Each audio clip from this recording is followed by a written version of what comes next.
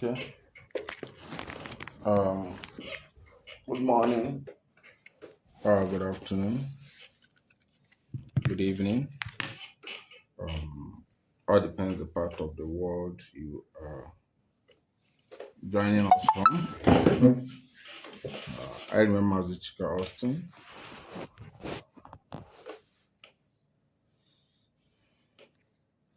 and we have some stuffs we want to talk about. I ought to have been online before now, yes, but circumstances beyond my control never let me do that. Yes, circumstances beyond my control couldn't let me. So I want to say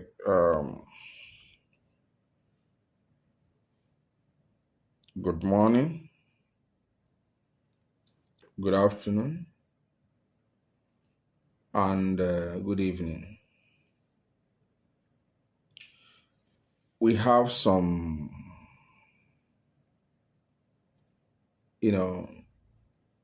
things we want to talk about. Some things we want to talk about. And I strongly believe I'm coming out loud and clear. You can let me understand how clear I am coming out, reaching out to you. Okay, we have a topic before us, and that is a topic we want to talk about this very moment. Very, very important. It is a topic we want to talk about. That is what we want to look into basically this very moment. That is what we want to look into. Very, very important. Okay, all over the internet,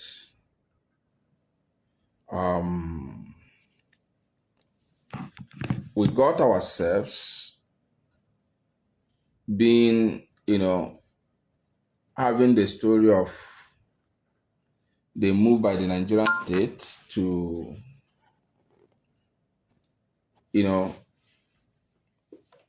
to suggest to the court,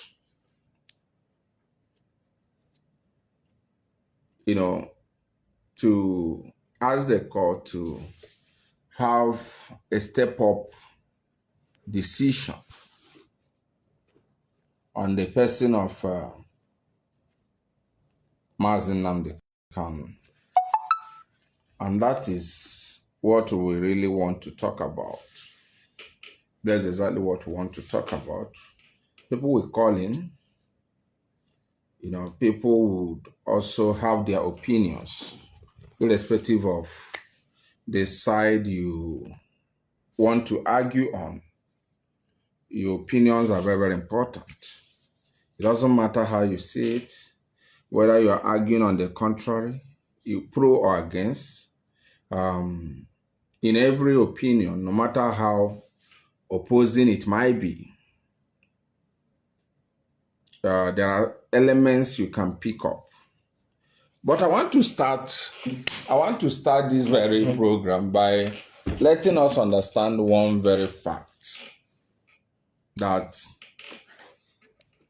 people are more interested to talk about current developments. People are much interested to talk about current developments. People seem to be so dishonest not to talk about the connectivity of today's development with the past. Because things do not just happen that way.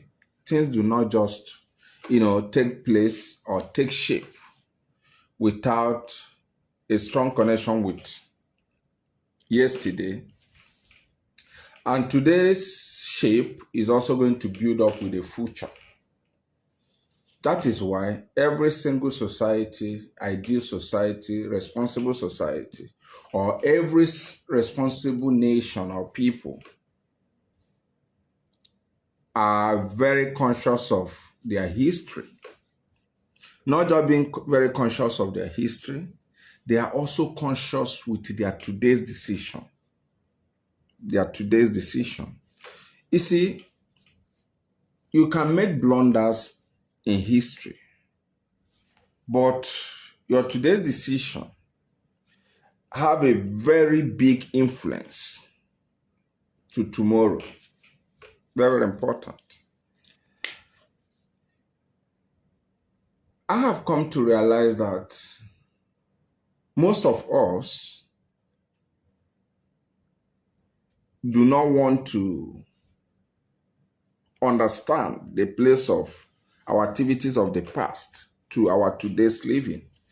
And whether we negate that, whether we accept that or not, it is a reality. The worst thing that can ever happen to an individual, a group of people, is to negate reality. If you disregard, if you downplay the place of reality, you keep on bleeding, you keep on wailing, you keep on crying, because you deceived yourself to say, no, reality does not play out. And the denial that you are denying the existential of reality does not mean reality does not exist. You can deny as much as you like. You can downplay as much as you like. You can even water it down as much as you like. But the indisputable fact remains that facts remain facts. Truth remains truth. It is a universal thing. Reality remains reality. It is a universal thing. Your negations towards it does not in any way denies its existence. Say, for instance, if you are bereaved, you have lost a loved one, there is no amount of cry, there is no amount of trying to say, oh, mube, okadendo. There is no amount of such languages that will deny the fact that the person is now diseased, that the person is now demised, is already demised, that the person is dead. You can believe what you want to believe. You can profess what you want to profess. You can assume what you want to assume. You can confess what you want to confess. But it does not negate the fact that life has left such individual. It does not negate it. Your confessions are good. Your professions are good. Your emotional, sentimental, illusory displays, they are all fantastic.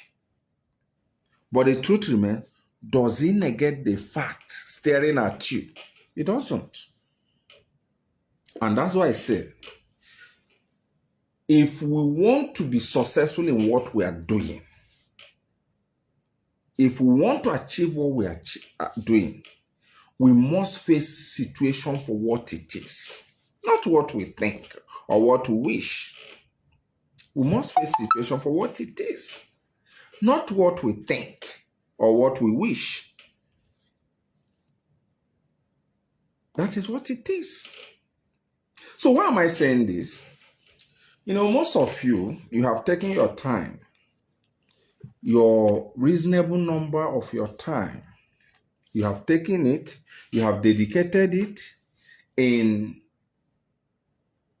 blackmailing the leadership of this movement.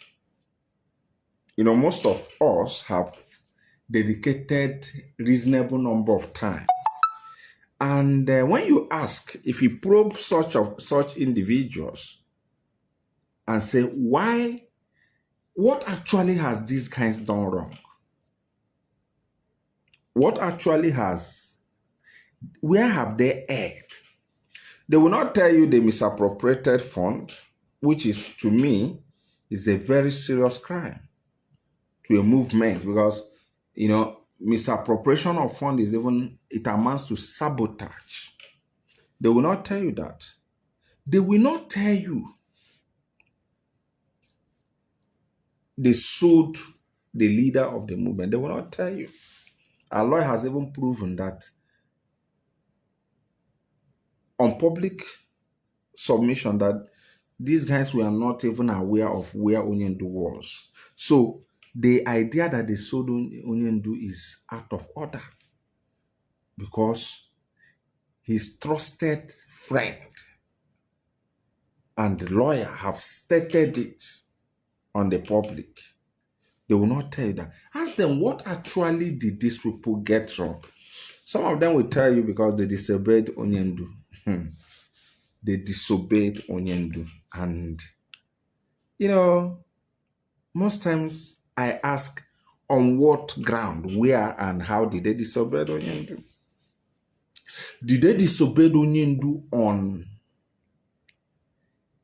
key issue that threatens the movement? Or did they disobey Onyendu on personal order that undermines the movement? Because, when we say we want Biafra, sometimes I wonder, do we actually understand statecraft? Nigeria is failed today because people promote individualism above national interest. That is what destroyed Nigeria. That the mess Nigeria is today is because one individual will come, he will be messing up, and even the police orderly that's supposed to arrest him and prosecute him for undermining a national interest and national safety, the same person that's supposed to pick him will be applauding for him or her. And what is Nigeria today? Nobody desires Nigeria. Nobody, in fact, when you tell somebody, may your life be like Nigeria, the person starts abusing you. Because Nigeria is not desirable. Not because there's divine entity that caused her. No. It is purely human failure. Human failure, not divine failure, not spiritual issue. It is purely human failure. Leadership and followership disaster. Because the policeman who sworn to protect the national interest, and he's watching somebody he's escorting or he's orderly to destroying a national interest, the public interest, and he say, Oga, as Oga, they talk, I'm not so. And it undermines Nigeria. It destroyed Nigeria. Recklessness of certain individuals have jeopardized the safety of over 200 million people. Just recklessness of few individuals who call themselves leaders and very uninformed followers in the name of police orderly, DSS orderly, army orderlies. Their inability to understand that the core value of every decent society is a collective protection of national interest. You don't come and say you don't care, because you will die and go. You will age and go. One or two factors can make you incapacitated. So that's why the state itself must be preserved.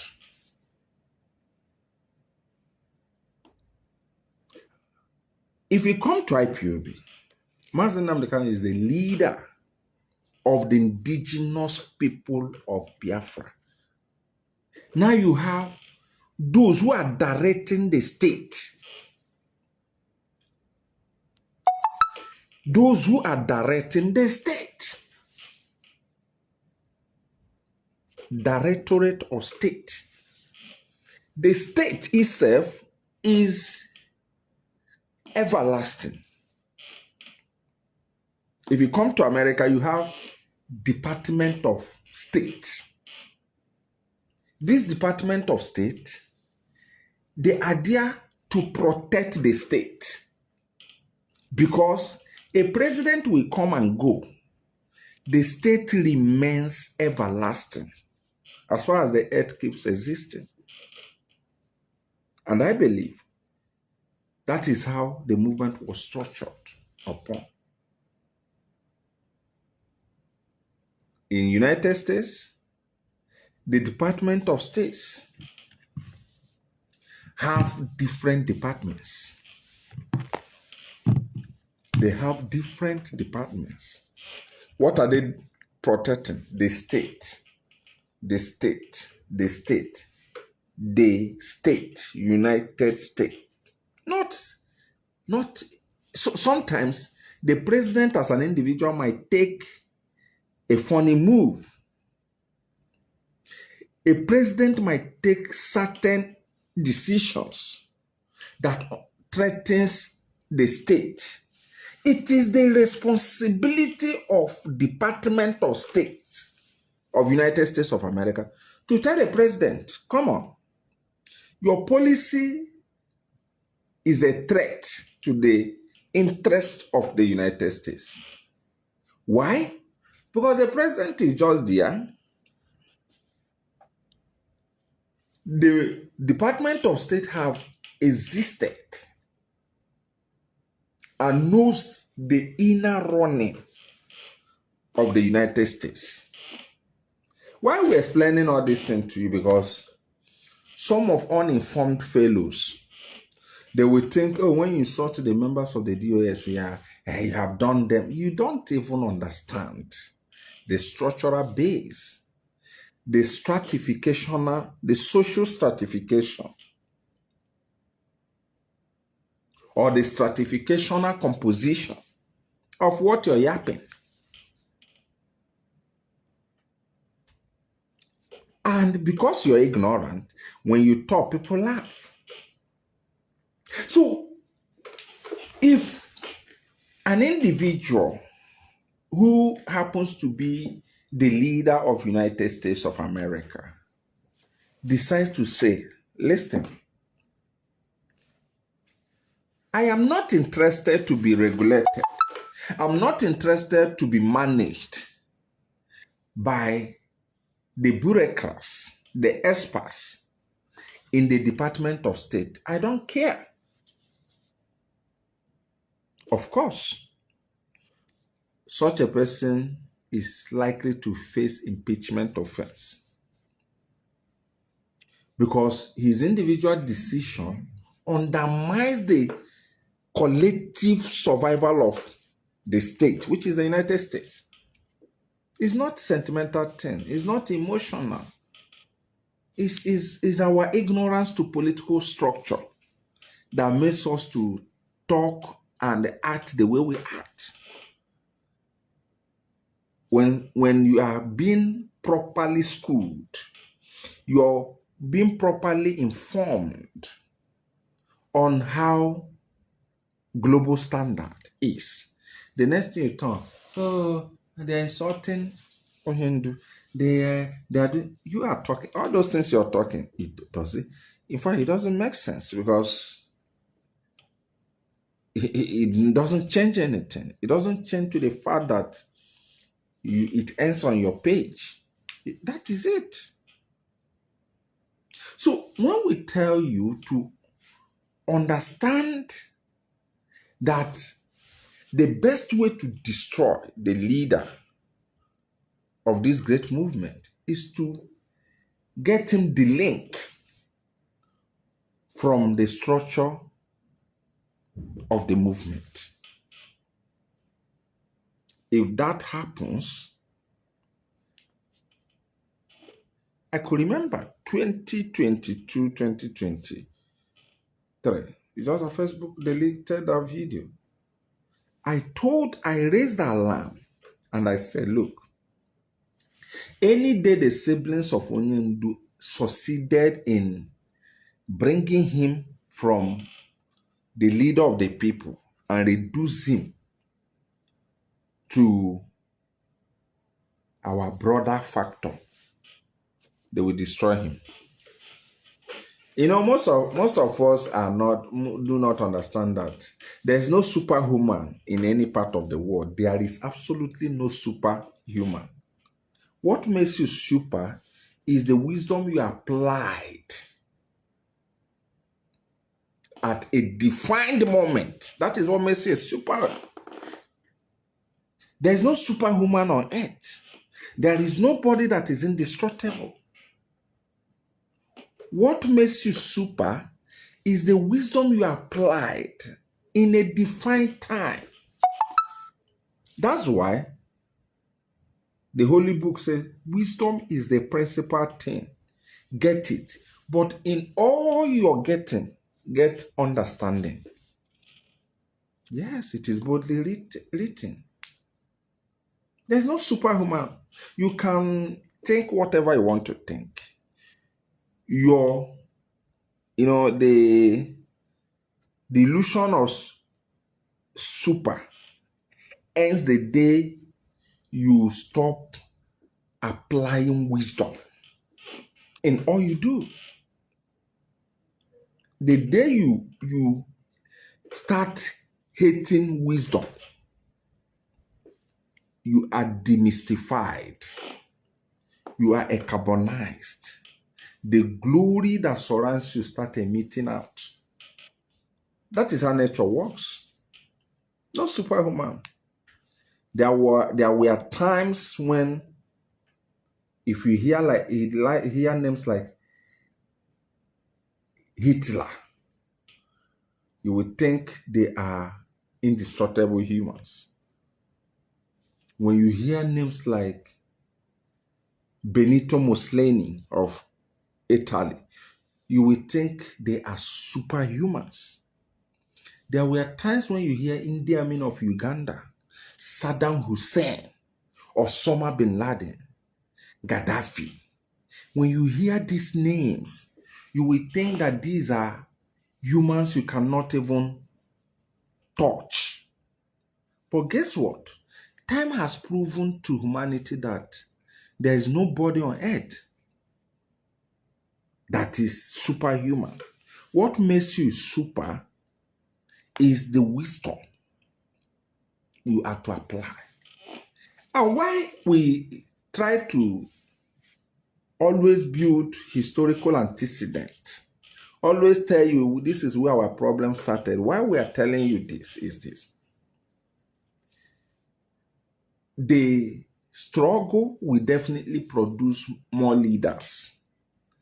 And if we do not learn on the mistakes of the past leaders or current leaders, future leaders will also make that blunder. Future leaders will still make the same mistake. Why countries always document? If you go, for those of you who are Catholic, if a new pope is to emerge, he studies a particular pope, how he lived his life, his shortcomings, and his exploits, and say, Benedict Fifth, he acted like this. This was his weakness. This was his strength. Okay, I want to answer Benedict this. John Paul acted like this. This was his weakness. This was his strength. I want to answer John Paul. Why are they studying the antecedents of their leaders? I'm telling you, one of the strongest institutions on earth, the Catholic Church. They make sure that whosoever is emerging as a pope, You go and study the history of various popes. Where did they got it wrong? Where did they got it right? What was their strength? What was their weakness? And when you study finish, you say it's okay. You come out and say, I want to answer the name of Pope Matthew. Trying to live the life of Matthew, maybe Matthew 1st, Matthew 2nd, or Matthew 3rd. That is where you see people who understand leadership discipline. Leadership discipline. And that's why today is one of the globally respected institutions, the Catholic Church. If you also go to United States, for instance, every president that emerges also want to say he wants to follow the policy, either domestic policy or foreign policy of so president. You will hear Truman Doctrine. You will hear, I want to implement, Abraham Lincoln's policy. I want to implement so person. Because it is a society that is conscious to study about their various leaders. In our own case, of course, we are black people.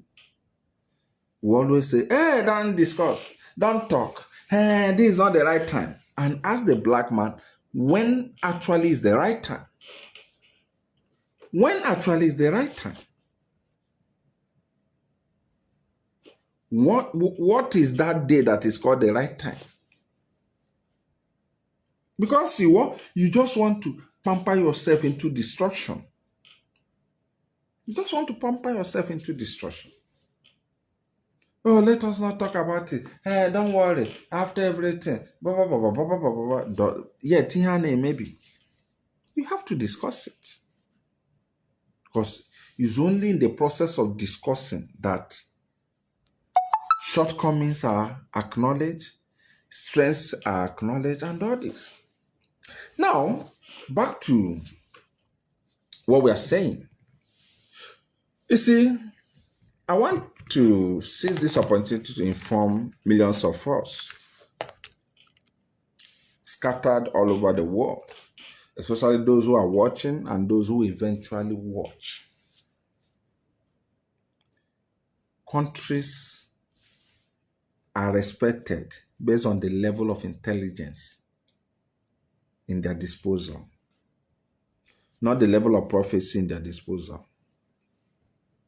I will repeat what I said possibly 3 times so that I can sink in us. Every highly respected country on earth today is respected based on the level of information network she has established for herself, not the level of prophecy she has. I must tell you, not based on prophecy at their disposal. Prophecies are not verifiable. Information or intelligence sources are verifiable.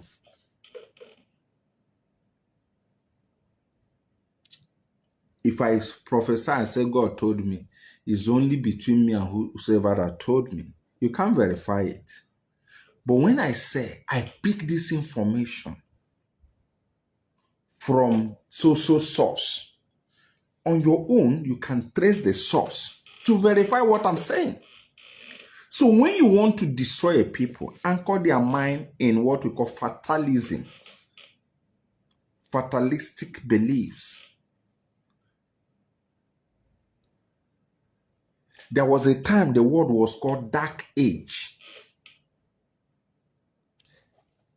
The word, that age was called dark age, not because there was darkness, not because the day and night was not coming. It was called dark age because mentally people were living on belief. People were living on illusions. People were living on one entity told them. And it was called Dark Age because in their belief system, they could not produce anything. Nature was almost conquering humanity. Nature was almost conquering humanity. Why am I saying this? You see, when you have a leadership, I made a post today and somebody commented very, very funny thing, and I look at the person and laugh.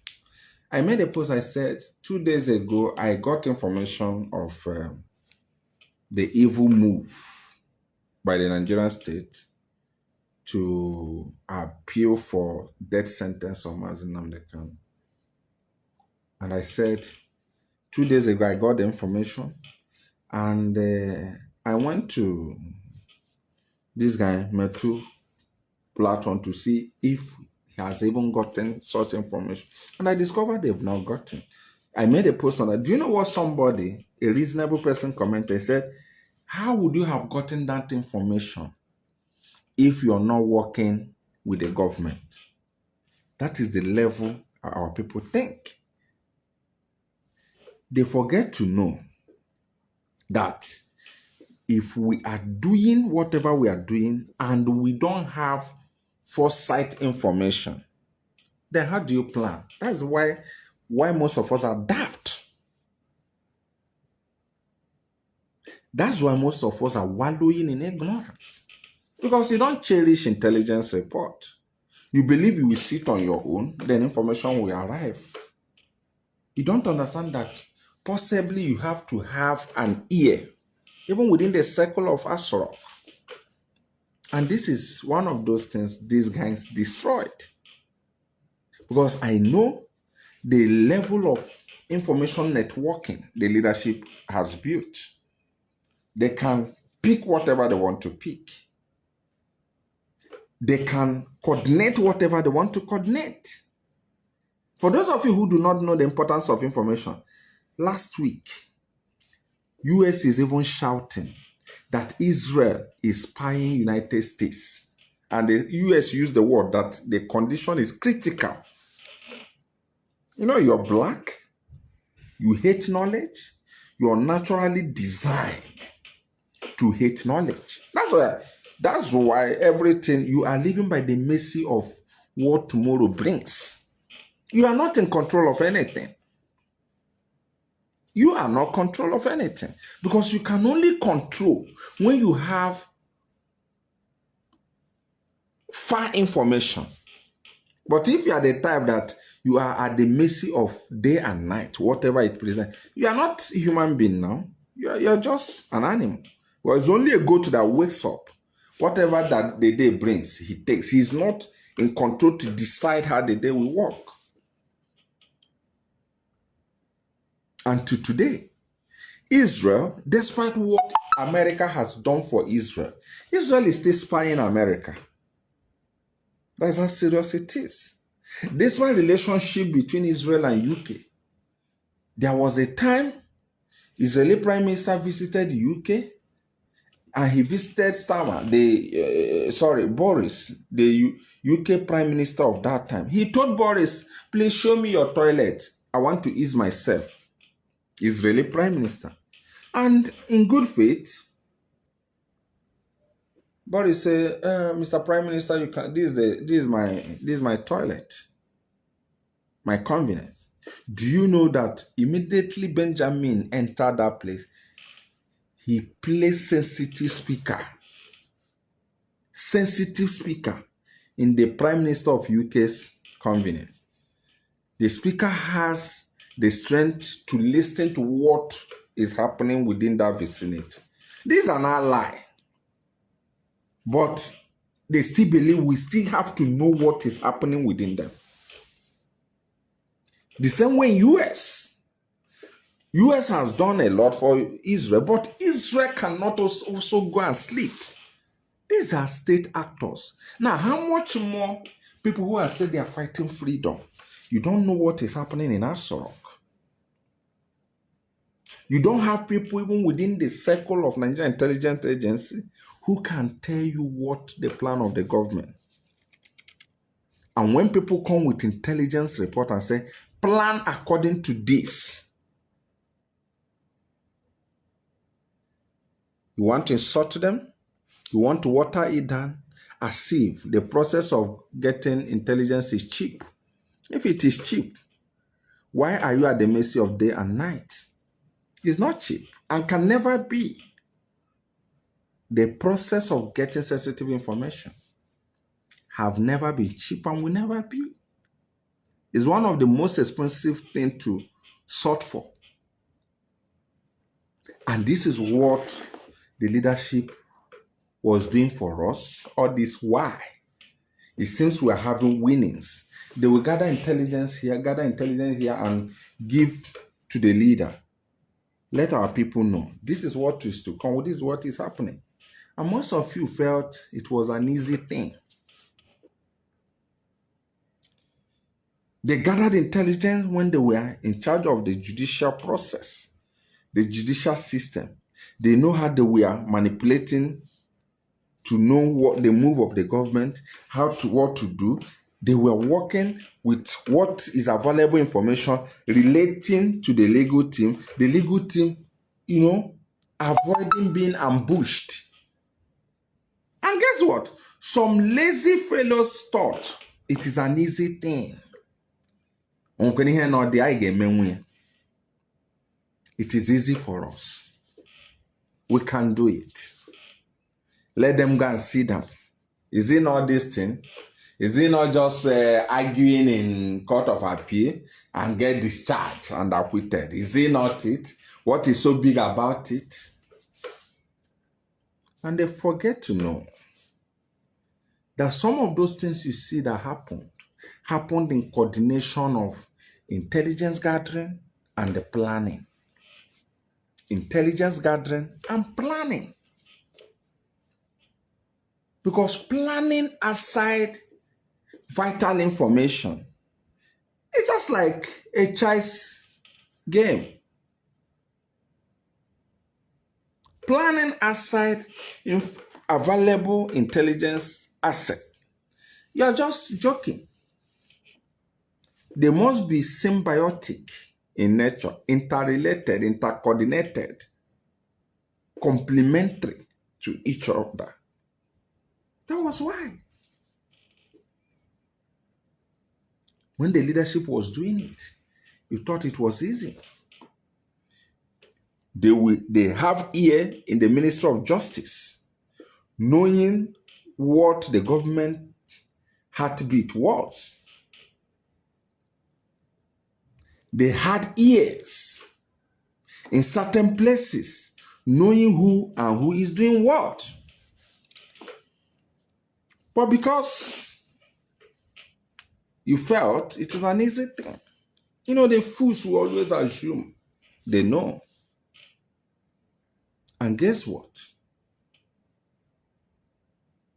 They say, okay, you say we don't know what we are doing, we are not doing it well. Oh yeah, go and do. People who are supposed to be active to convince people that they took the responsibility and they can discharge. All they have been doing is the business of blaming. Blaming.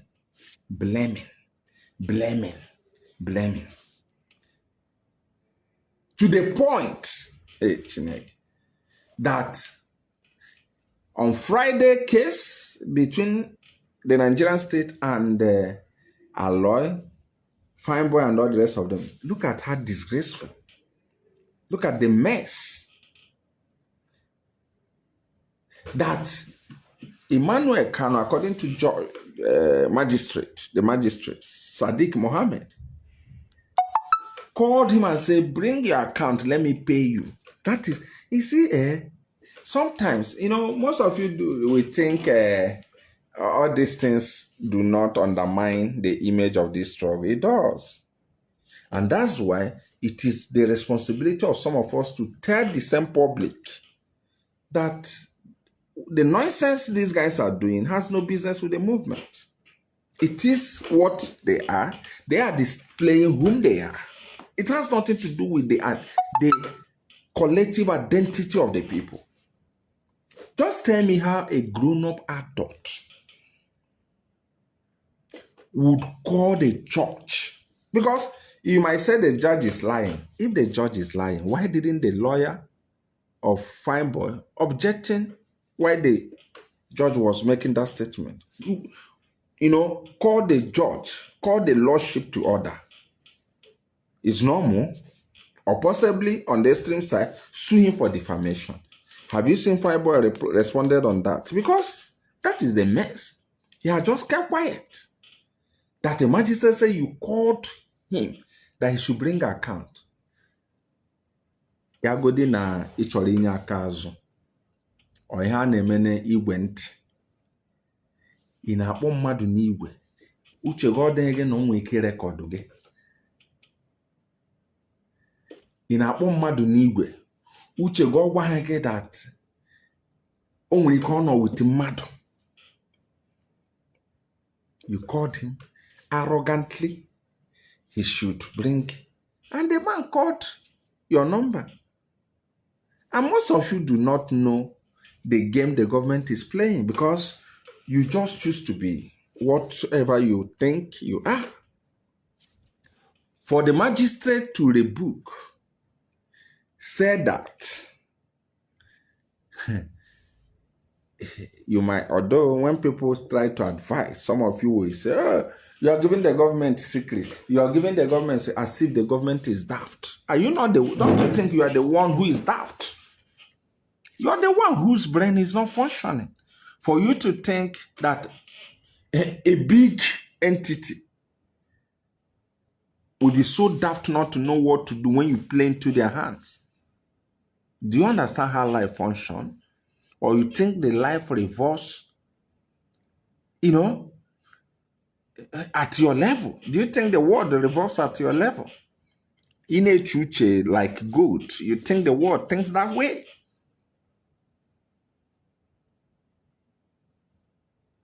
That you will call a magistrate, then to offer. And the man has even made it known.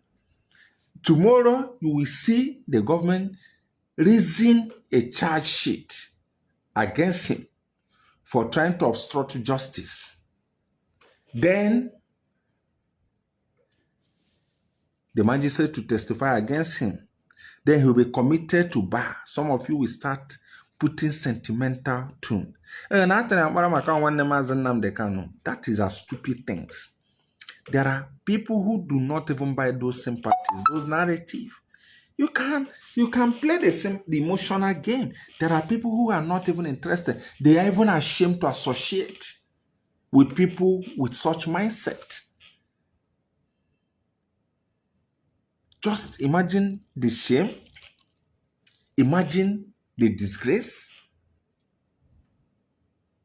Are you trying to bribe the judge because you don't have confidence that Barrister Nemeka will stand on the ground and get you loose? Because you don't have confidence in Barrister Nemeka winning the case for you.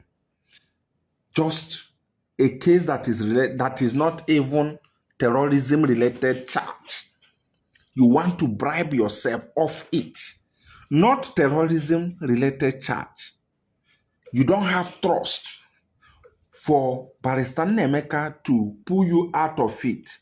But you want a man who is standing for terrorism to be pulled out by Nemeka. That is to tell you how horrible these guys are. When it comes to their personal own, they want to use a fire brigade approach. No, just tell me. I need to understand something. The charges against them is not a terrorism-related charge. They protested in Abuja and they are being charged, though it is a criminal charge. It's a criminal charge, not terrorism. Then Barrister Nemeka and co are the defending counsel.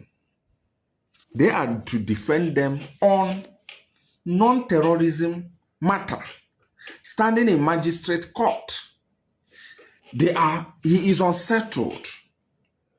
He's not confident in Nnamdi setting him out of the hook. He does not trust and believe on what Nnamdi could do on non-terrorism charge against Fineboy, and that's why he resolved to buy himself off the hook. But he wants a man who is undergoing terrorism charge to be comfortable with the lawyers that he's not comfortable with on non-terrorism charge. He does not want to stand trial. He does not want, he want the judge not to look at the ability of the lawyers defending him and probably struck out to the case. What he's trying to tell the judge that I don't have confidence on the lawyers. Let us do a deal. But in his own brother that is facing terrorism, he's telling them to stand trial, and he's also telling him to have confidence in the lawyer he does not have confidence on.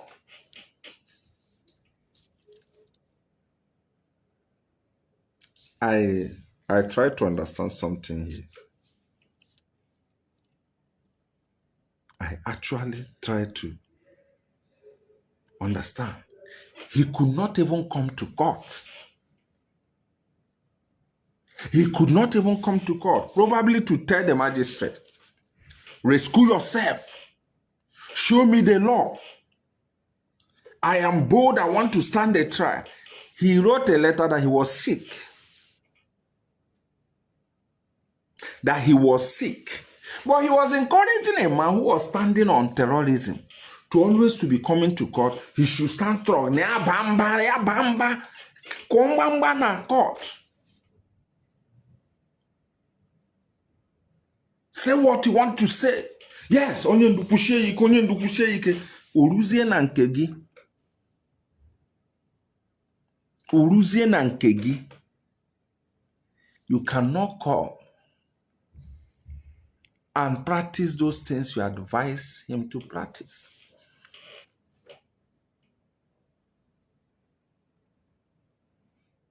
Uruo na nke gị. You are no longer shouting special counsel. You are no longer shouting, I am proud of my legal team. You are no longer shouting. You now decide to use the window channel to avert it.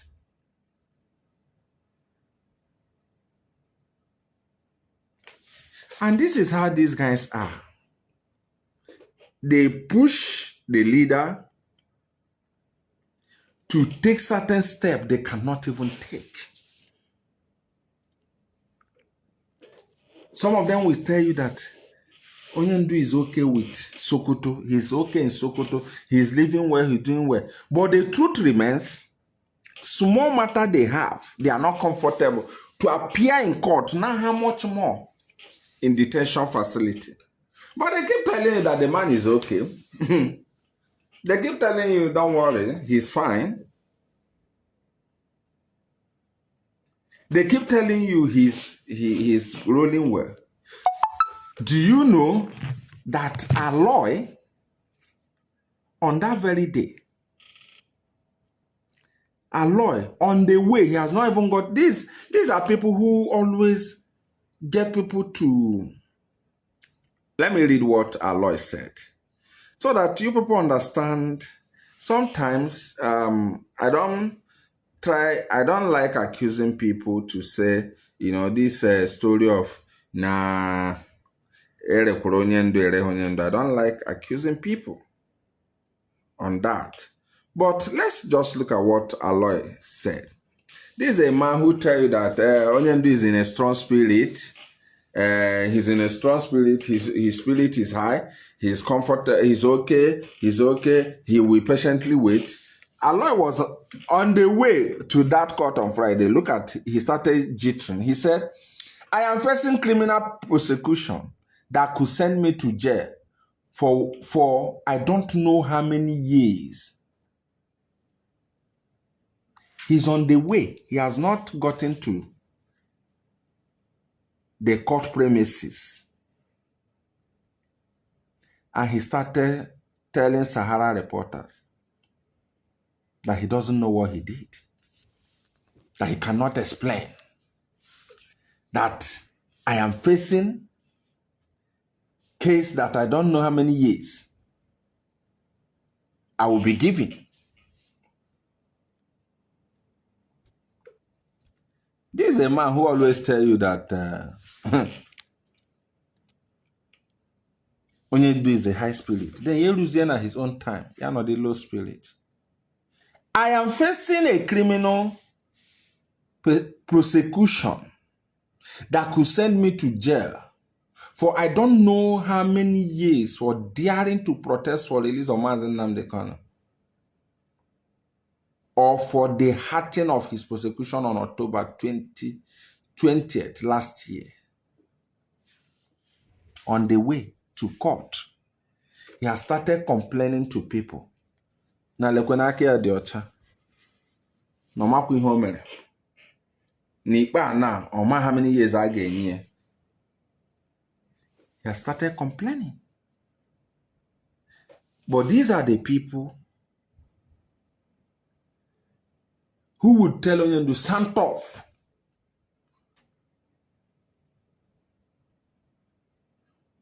Onyendu bamba. Kwambamba.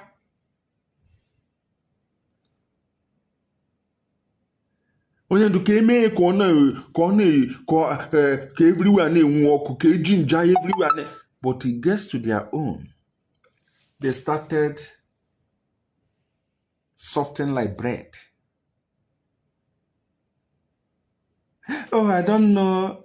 I am facing criminal prosecution that could send me to jail for I don't know how many years. On the way to court.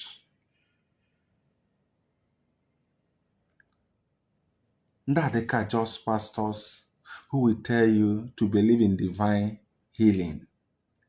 But come to Murtala Mohammed International Airport by 11 p.m. They have boarded an aircraft traveling to India for medical tourism. That is human nature. Human nature preaching more than what one could do.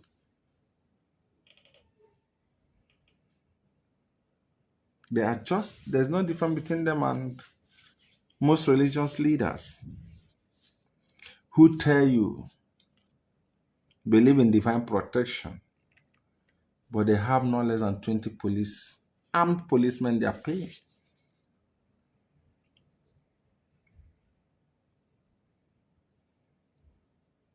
That is just what it is. This is our lawyer.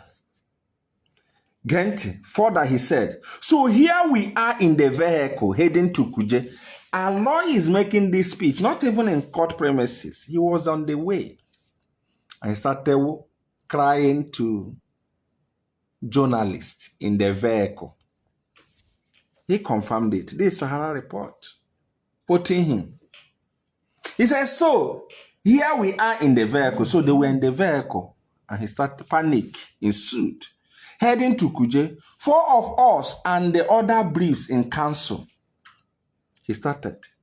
I understand they are already gathered here. The trial will commence at 9 a.m. and we don't know how it's going to go, but let us get ready to rumble. No matter how shaga inside the car.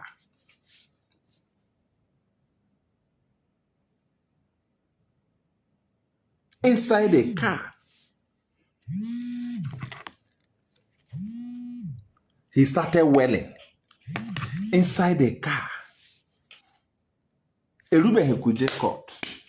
On our panic. That here we are. I don't know how many years they are going to jam you. Then his co-traveler, Emmanuel Carlo, was already calling the judge a night before the sitting.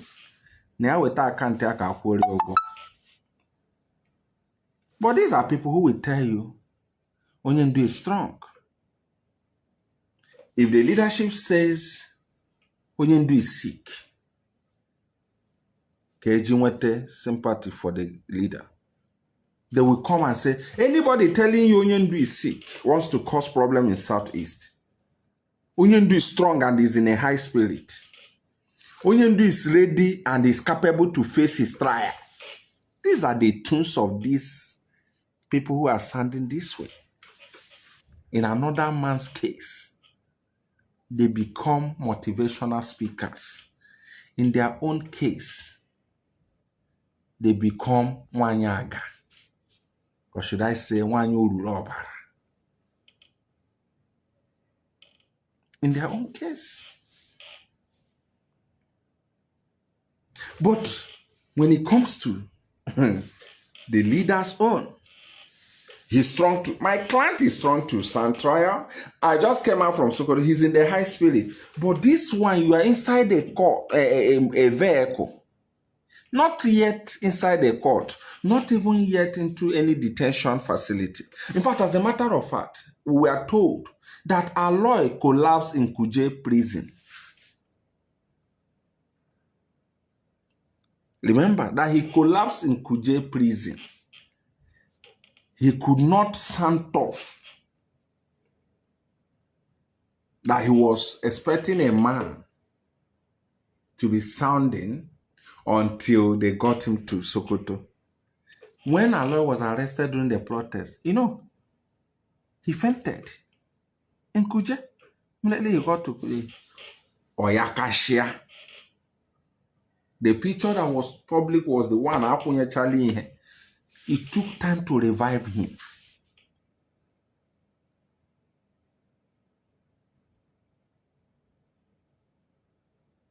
Do you understand me?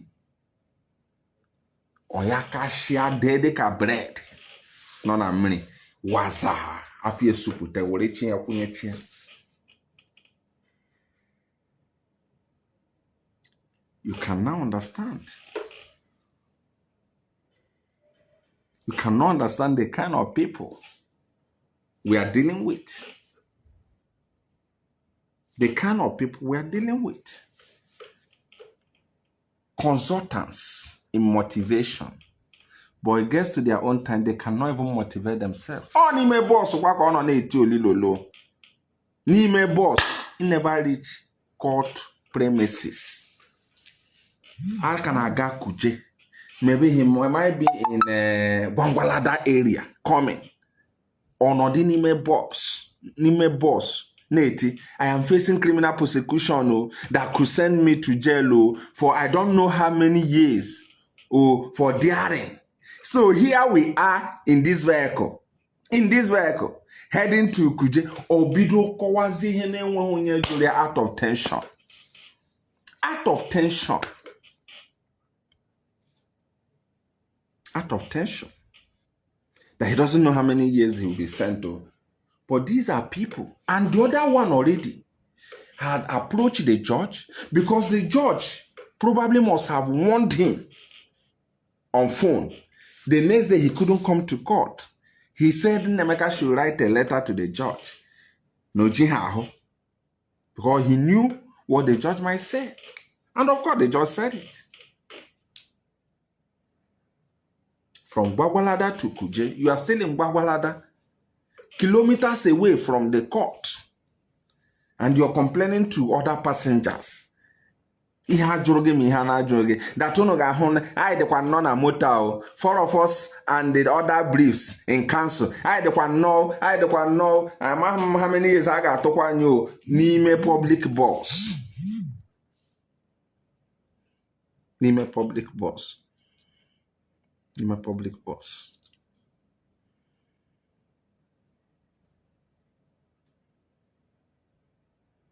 And these are people who will tell you, the public, that you don't need to worry. Onyendu is strong. Onyendu is strong. Onyendu is strong. Onyendu is strong. Even when they pass legal team, we always say that their client is down. He's down. He's unfit to appear to. These ones we go and say is a lie, that Ejiofor was lying. Ozokome was lying. That Onyendu is in a high spirit. The leadership with Onyendu is down. These ones we say the leadership wants to cause problem. Now, Uruzie no genke ha to sound strong. The way they have also been pushing the leader on Odena Gwagwalada head bridge and start reporting the matter to ndị niile nọ n'Abuja. Lekwenụ m aka m, leenụ m aka m, aka unu na-ahụ ọkwa kuje court ka m na-aga. Lee na aka mma m wepụtara na window ọkwa kuje court ka m na-aga. Ama m ha many years a ga-atụ m o. Ihe njikwa na-agba ndị Gwagwalada na ndị karu. Lekwenụ aka ọkwa amakwa m. So funny. So funny and horrible. So that is to tell you the kind of people. Onye nke ọzọ anọdị, ka m zụọ bribe, ka m ihe niile m ga-eme, make sure na eni adịghị. As a matter of fact, he refused the same Chineke. Oruo time, fine boy ga-abịa court. Ka emetụkwana ya, ka somebody else wụrụkwana cameraman set a picture for him to talk tough. That they always want to do. Uru time oga for a lawyer to do, bambo now, fanboy, abanemba, magistrate, you cannot do anything. Uru time, okay, so that other people can be camera people. Jikweni hamere content. Hajo. Nah, people the wicked though. Uru time a ga-eji ha mere content. Some people kwesịkwa na iji ha gbara ego Facebook, ego TikTok. Na ma alarie na oji ha ahụ. Onye nke ebido na ọ dị na Gwagwalada tiwe.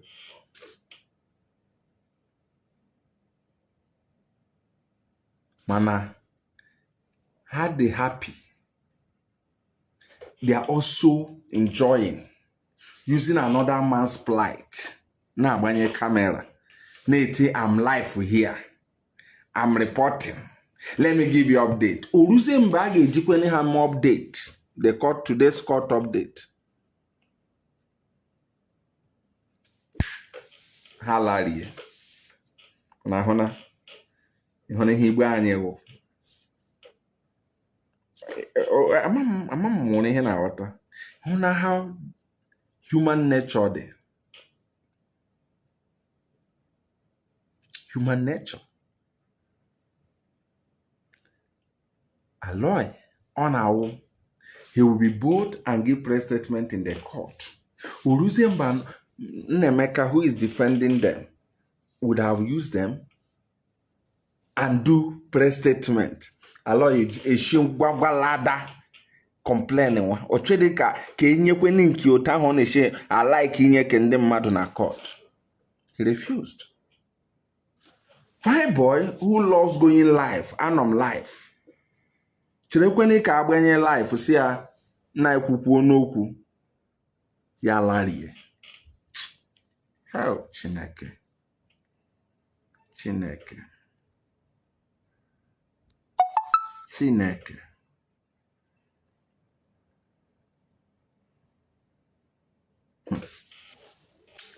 Adegwu.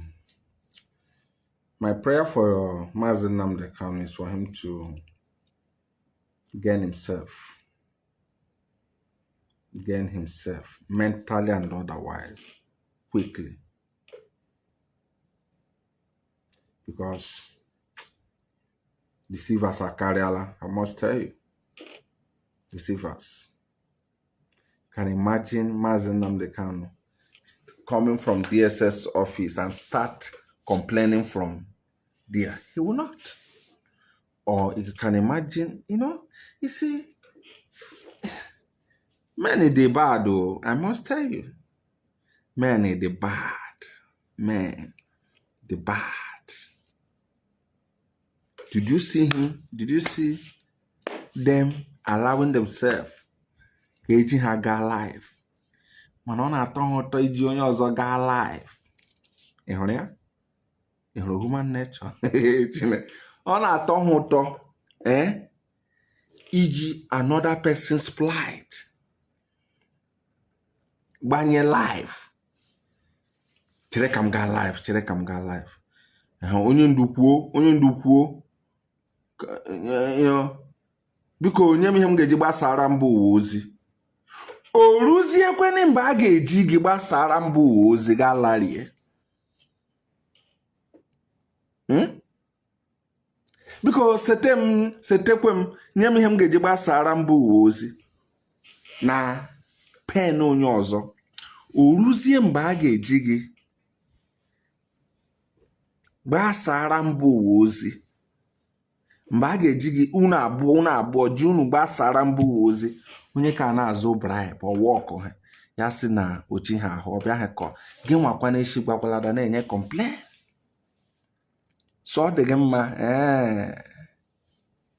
ka iji somebody's pens na-agbasara mba ụwa ozi.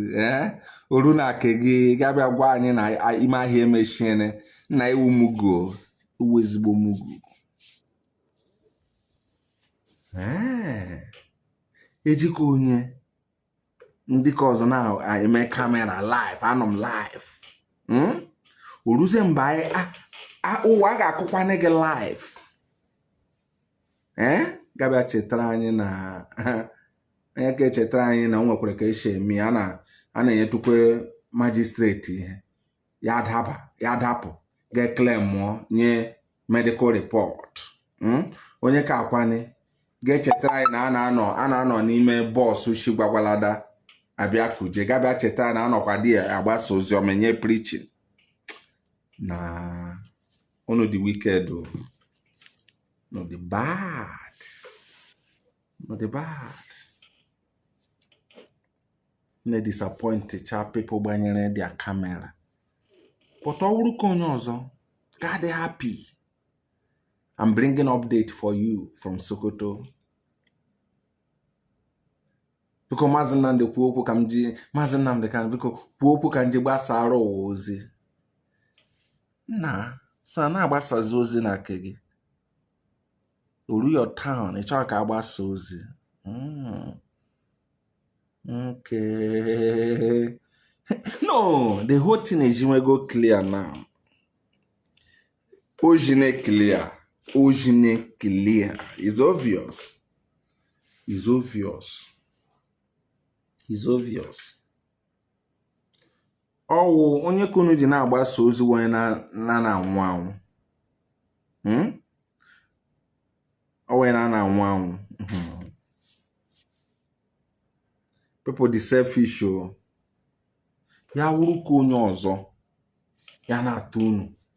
We're having 200 views. We are having 20 million views, reactions on our target. Core content, core reactions, core engagement. By omaka kwese etotocha some session of your reactions, general content. Jiwore ego social media na ga dodge onye ka asị na oji ha ahụ larie gị nwe ji conductor way ma ị nọ na eti mkpu na gbagwalada boss. What? Chiswa agala galo Chineke mana mabula. So bad. But those who want to call can call. I'm not done talking, but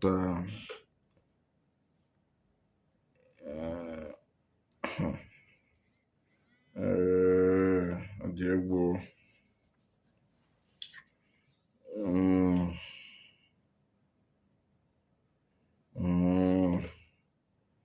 Okay. Okay. So bad. We did.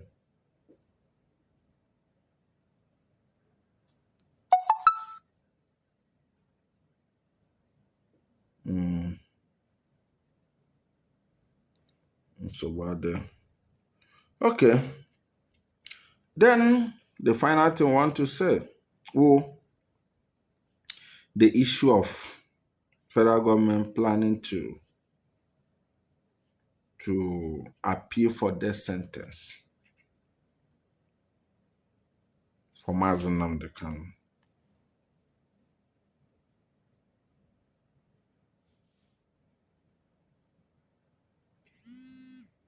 Okay, we'll have the first caller. Let's take some calls before we go final for that. Hello, caller. Good evening from here. Mazi, good night from here. Ndewo. Good evening. Ndewo. Thank you very much for your analysis. Your analysis is always one in a million. Thank you very much. Mazi, what I want to say is this now. Now the situation of things has become like this now. Because it seems like Mazi Nnamdi Kanu is no longer with senses. You understand? Because taking it for what is going on, what is happening. I cannot imagine how Mazi Nnamdi Kanu will allow himself to do this way. Even people, this thing is when you look at how things are going, you begin to wonder, what is really happening? So what are going to be the thing now? We cannot allow him to be messed up, or allow the Nigerian government. Do you understand? So what I'm trying to say, let's just plead with the director of state. Do you understand? Let them temper justice with mercy. Let them do something to make sure we go for his rescue. Do you understand? Let's just try and see how we can do to plead with the directors of state and see how we can help him. Do you understand? We cannot allow him. We cannot allow this people messing up, because when you look at the way things are going, these people, they don't know what they are doing anymore. These people, they don't know what they are doing again. I'm telling you, all these lawyers, they are confused. They don't know what they are doing. They don't know what they are doing anymore. They don't know what they are doing. I'm telling you, all they are doing now is go to Sokoto, make video online, post it. Simple. That is what they are doing. They are not making any headway following this space. You understand? They're not making any headway. You know one thing we don't know about how government behaves. If you watch how they smuggle this suggestion for death sentence, they did it when every eyes was focused on Oyo, the kidnapping of the kids. Are you aware? Yes, exactly. So it was strategic. They know what government is not stupid. The only stupid person is the only person who underrates, who plans without understanding. You see, don't be surprised. Another bigger incident will happen. You hear that they have given judgment on that. Why people's attention is Mazi, can I tell you something? Do you know? I commented on this guy page, Excelency page. I said something about that. Imagine that he cannot cause this thing himself. That all these things he's suffering is because of his recklessness and carelessness. Do you know, Methuselah, like what I commented? I was imagining, I said, so this Methuselah like this my comment about what I'm saying about Mazi Nnamdi. Let me tell you. Can I tell you something? I'm telling you. Okay, you know that guy liked my comment. When I saw it, I was like, serious? I'm telling you, I never believed it. You know the truth remains that you see these guys shouting, they love Mazi Nnamdi Kanu, they love Mazi Nnamdi Kanu. It's quite unfortunate. Mazi Nnamdi Kanu never acknowledged the real lovers of his. Okay, look at what you said, and Methuselah liked it. All these guys have nothing they have in stake. They have nothing in stake. So they believe that if they get if they get to a point and is not going, they take a bow and leave. But are you going to? They can leave. Do you know that Methuselah and all the rest of them can disappear? Nobody holds them. If Chinasa, if Chike Doziem if Azayo Oba, Austin, Nachi and others, if they say they are not doing again, is their name going to be removed in the bad book of the Nigerian state? Absolutely no. So they have put their hands in the plow. Looking back is dangerous for them. You cannot compare them with the likes of Methuselah or whatever you call them. They have nothing, they have stake. These guys are fighting because they know that if they don't win it, definitely they will be in extinction till Owagu. Nothing will save them. I'm telling you. Nothing will save them. Be honest that the rest of your life. So that's why they see it as a fight of survival. It's not all about Mazi Nnamdi Kanu, so to say. It's all about millions of us who have a death sentence on our head. Absolutely. So you cannot. So when some of us are speaking, we are speaking from the fact that if we dare mess up in this journey, whether you like it or not, the government believe they have concluded issue of Mazi Nnamdi Kanu. The next people they are hunting are the members of the DOS. So when somebody who's on the front line is fighting, you don't compare him with somebody. The guy liked what you say because in his mind, he does not have empathy on Mazi Nnamdi Kanu. All he's trying to do is to penetrate them, gather information he will use to destroy them in future. We're all here. I got what you're saying is I got you're absolutely correct. Absolutely correct. You're correct. Please, Mazi, I'm just suggesting if there's any way we can plead with the director of state to come in. Do you understand? We cannot continue to allow this case to keep going this way. Now, the truth remains that one thing people do not understand. Every profession has this spirit of comradeship. Am I correct? Of course, yes. Doctors speak to doctors. Teachers speak to teachers. That is how it works. Yeah. Pilots speak to pilots. For instance, if a particular aviation company is treating pilots bad, I'm giving instance a particular, maybe let's just say Air Austin is treating every pilot of his bad. Do you know that it gets to a point that all the pilots in aviation industry will get that signal and they will be telling themselves, even though Air Austin is the only aircraft, don't go there and walk. Do you know it does happen? Of course, yes. Good. Yeah, it's happened. Now let me tell you one funny thing most of you do not know. Do you know by now, senior advocates would have been, initially senior advocates, everybody was begging to join the legal team. Are you aware? When Ejiofor and Ezekeme, they were there. Do you know there are a lot of renowned lawyers who were indicating interest to come and defend Onyendu? Good. But when Kanu, in his evil plot, decided to insult noble members of the bench, the likes of Ezekeme, other lawyers began to say, oh, I thought this is a place I can promote to my professional know-how.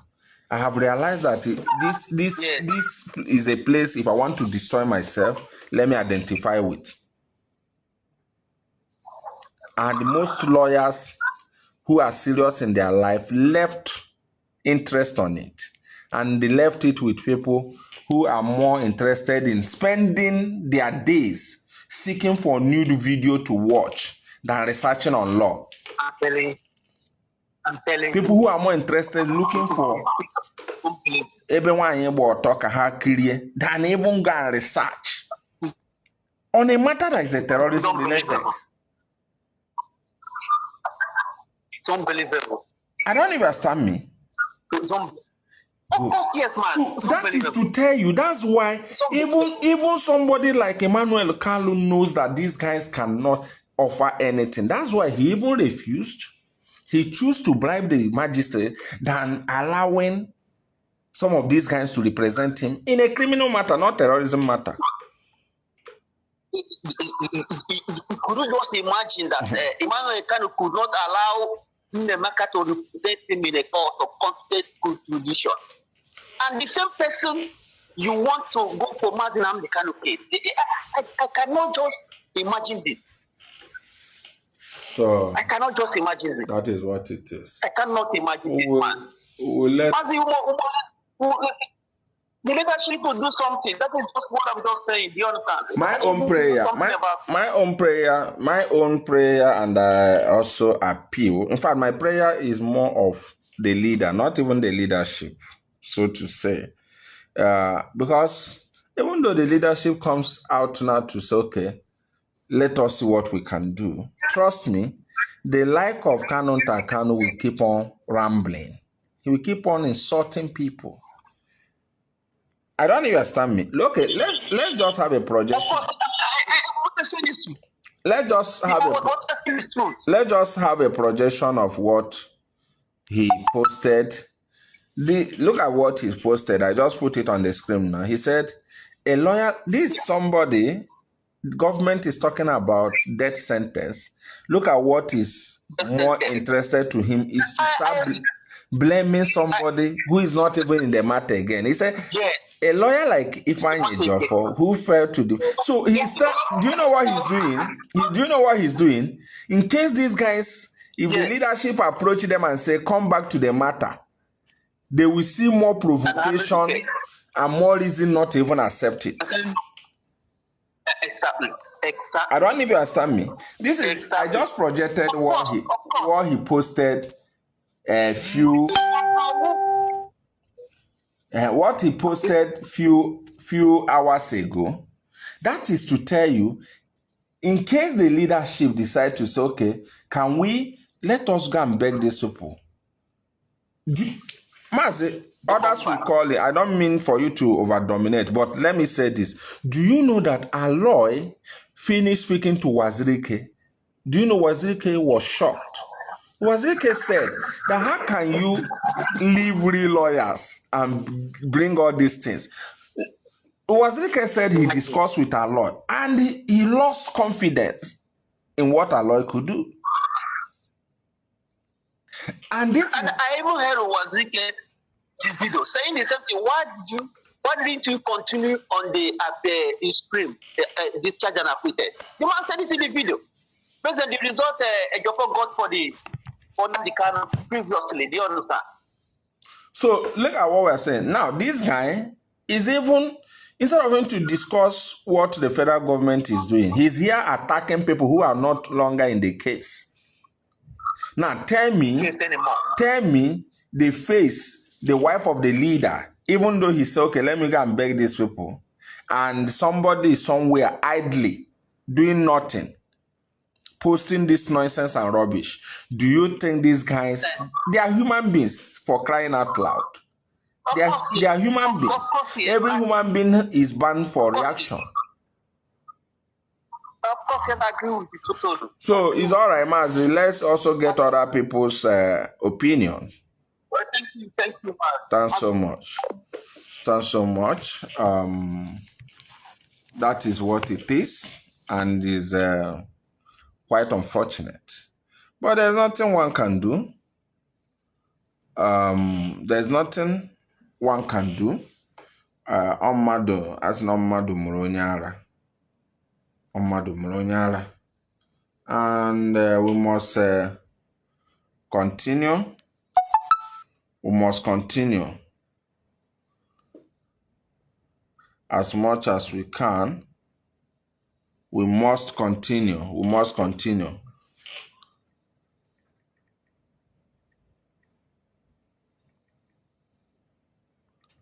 So now we are not talking about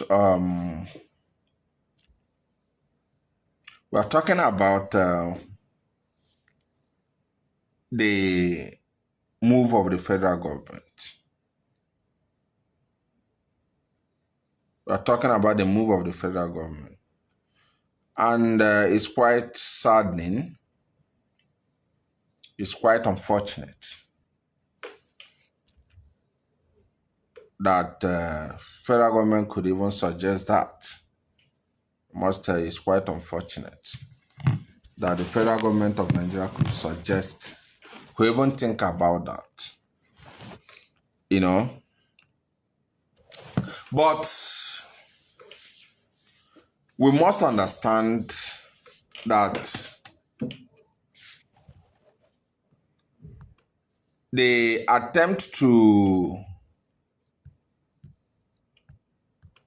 So sorry, I'm trying to get my gadget. I don't know.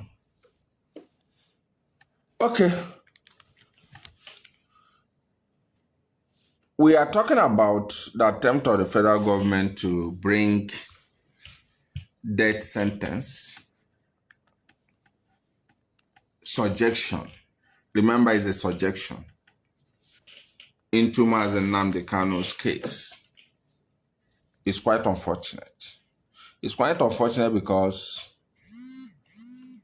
I don't see any reason to even contemplate of, you know, bringing a death sentence into the matter. It's quite unfortunate, seriously unfortunate, that the government that is beclouded with terrorism and events. Okay, let's get another caller. Good evening, ma. Good evening, sir. Ndewo, ma. Thank you.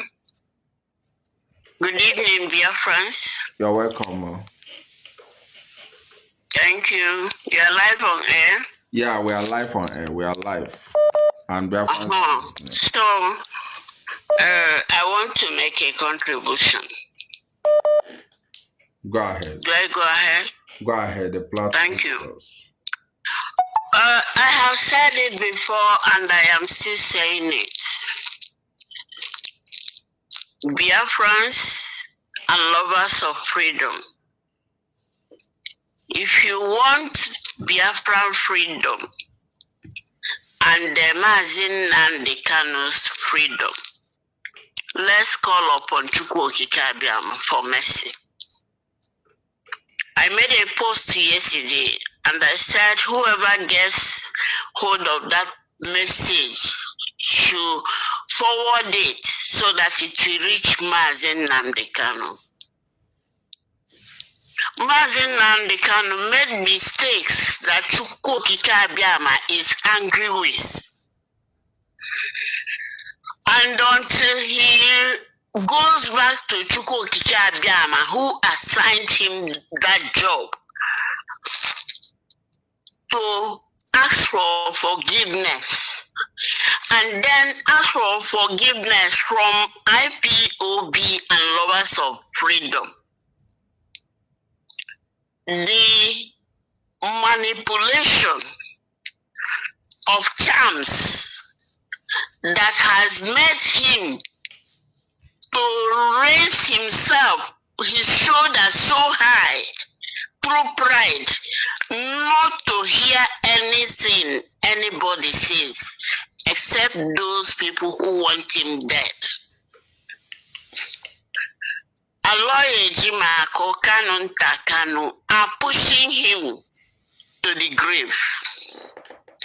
And the only thing that can save him is the mercy of Chukwu Okike Abiama.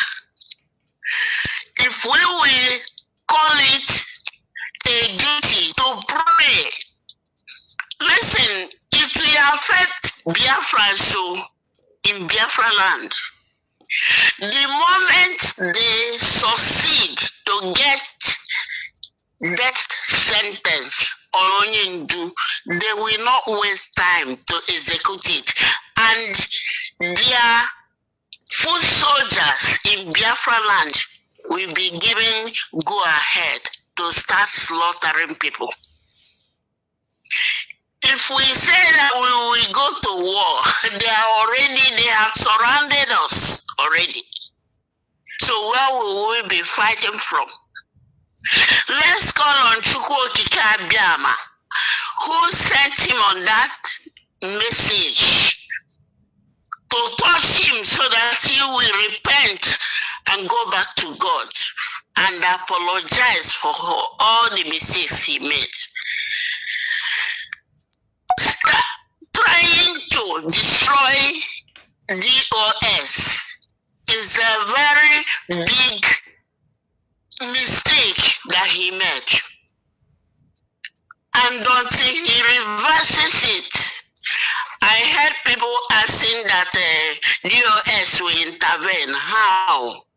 Will you force yourself on somebody who doesn't want you? I don't know whether our people understand the problem. DOS employed Barrister Jofo and Zokome, and they handled the case very well. But through manipulation, Ejimako and Kanu took over to accomplish their heart desire, which is what they are doing now. Okay, they have left him. They said he will defend himself. How?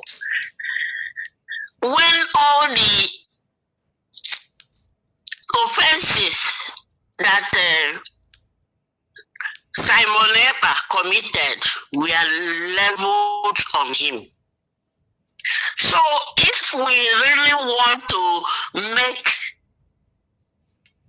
a way, let us call on Chukwuokike Abiama.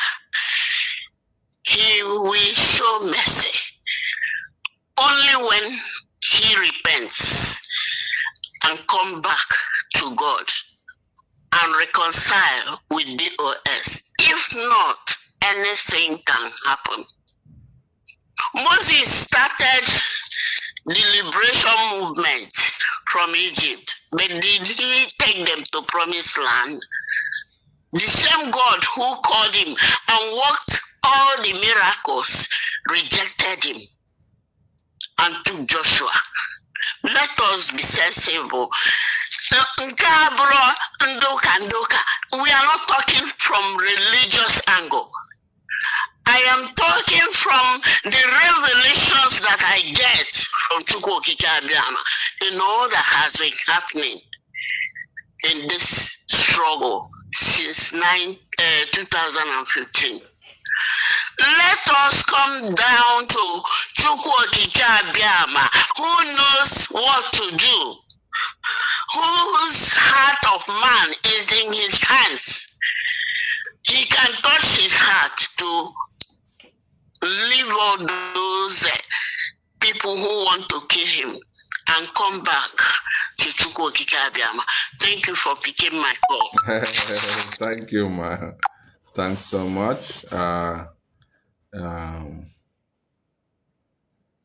Thanks so much for that great contribution. And we must also proceed because I think other callers are still on the line trying to reach us. Everyone is talking about the DOS intervention.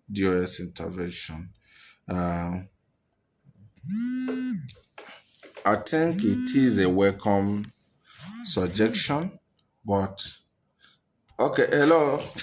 And thank you for a clear analysis of the point of what is going on in Biafra land. Thanks so much. As it concerns Mazi, Nnamdi Kanu, IPOB, and Biafra project in general. Mazi, from a clear understanding of what is going on, I want to ask a question. Go ahead. Is it the same Mazi Nnamdi Kanu that used to speak, or that we've been hearing from Radio Biafra, that has been telling Biafrans things concerning our freedom as it relates to non-violent, achievement of our freedom? Is it the same Mazi Nnamdi Kanu that have analyzed to us, that in several occasions analyzed to Biafrans, their situation? From the level of right infringement, the level of human rights violation, marginalization, economic deprivation that Biafrans have been facing from Nigerian government since 1960, and then relating all these things to laws and the principles of existence. Is it the same Mazi Nnamdi Kanu that people has been manipulating all this while, and he cannot even understand the steps of this guy to know that these guys don't want him alive? I don't know. Did they cast spell on Mazi Nnamdi Kanu for him to disassociate himself from DOS, the institution that he himself established, and they know very well that his strength and potential lies on this very institution? Well, Mazi, you have why is you have asked go on, please. Yeah, you have asked multiple questions. And you asked if actually a spell was cast on him. Well, somebody today told me, well, it wasn't a shock, but to an extent, it sounded heavy to my ear. So I had a call with somebody from United States. I believe you're calling from US or Canada. Yeah, I'm calling from Texas, precisely. Okay. Somebody called me from US. We had a talk today, and he told me that he came back to Nigeria for one or two stuff in respect to family issues. Yeah. And he was directed to go to somewhere in Enugu for findings, traditional way of finding, Ijuese. Yeah. And lo and behold, when he got to that place, he saw the Benjamin Madubugo. Okay. And the person had a picture of them. That's to tell you, he wasn't lying. That he met Benjamin Madubugo in the place that he went, and he introduced himself to him, and they discussed to a length, and they talked about, that's 2023, and they talked about Simon Ekpa, what Simon Ekpa was doing. And Benjamin told him that Simon Ekpa na-eme ihe achọrọ ka o mee. Okay. And he was there to kill Ram against the leadership. Against the leadership, okay. Yes, members of the leadership. And also put a sacrifice for strengthening of Simon Ekpa. Okay. Now, you had the in-law to Mazi Nnamdi Kanu saying that he has casted spell on a job for several times. But it's unfortunate it wasn't working. So if people could go to that length,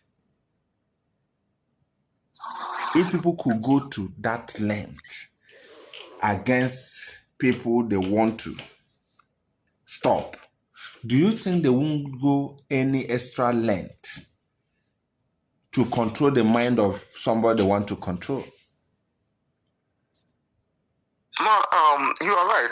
They can go to any extent to achieve that.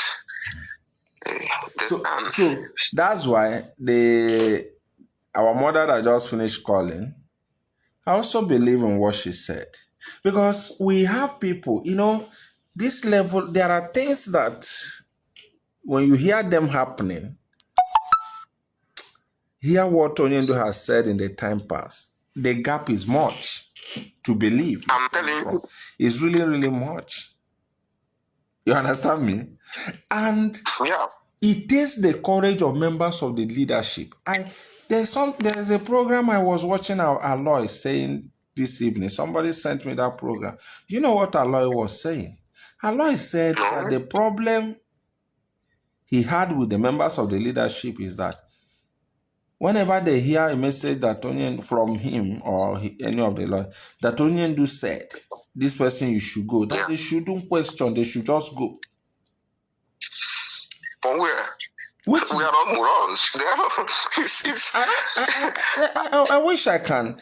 Let me get that here. That if they, yes, this is the program. Why should it be so? He said, so that means they finish their work. They finish their work and believe that the idea should be whatever they tell him to say, immediately he says it and they get back to the public and say, this is what he said. Probably he comes one day and said, listen, shut down IPOB. The activities has ended. That we should also say, Onyendu have said it. Let's just shut down and go. Because that was what Allah was what we said. Yeah. It doesn't make sense. It doesn't. Are you talking to morons? Are you talking to robots? So if you have successfully think you have destroyed him, he's an individual, but you can't destroy the mother project. Yeah. That is what they fail to understand. That is exactly what they fail to understand. And we keep on letting them to understand, look, when you are putting the signal that this person inside has excess power to will, which means you are telling the government to keep on holding him, he's a court target. Mazi, to be frank with you, no sensible individual will monitor the activities of those lawyers. From our lawyer Marco down to the last man, would not tell you that, with proof and evidence, that they are all government agents. You know, the footprint, in fact, the evidence is everywhere. But it's so strange that our leader, still confined with these people, and they, choose to use him. That was why I was asking, is he still with his mind? But notwithstanding, I will go on to present my second question, which we go this way, because now with the current news from the federal government, there have always been in efforts to ensure that they eliminate him. Now, and what the siblings and the lawyer, with the blockage the siblings are placing there, from the legal point of view, is there any way the Directorate of State can overpower the siblings and the current legal, the legal structure that they laid, around him to be able to deploy IPOB mechanism to see if there's any way that he can be rescued? Please, if you can attend to this, I will be just so glad. Yes. Well, first of all, let me. It might not really be ideally to say this, but I just have to say, there's not a federal government with Galotine Onyendu. Do you understand that? Can you repeat that, please? There is no federal government with Galotine Onyendu. Okay. Is 1000% impossible. Okay. That can never be done. You get what I'm saying?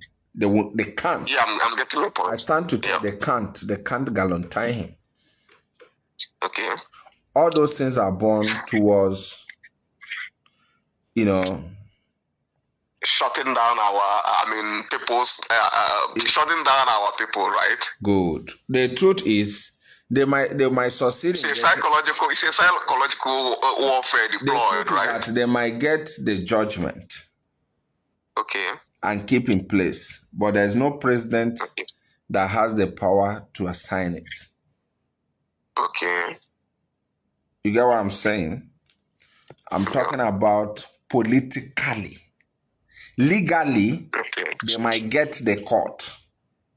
But you need political will to execute it, Okay. which is not there, except they want to engulf everywhere on fire. Yeah. And they can't risk it. But now, what each and every one of us must understand here is the leadership is making it obvious to those that concern that if you want to push Mazi Nnamdi Kanu to extreme pressure, Mm-hmm. he is not the center force. Yeah. Okay. Very, very clear. He's not the center force. So he's just like the queen, the king in chess game. You can trade your king, but you can't trade your queen. Okay. I don't understand me. You play chess?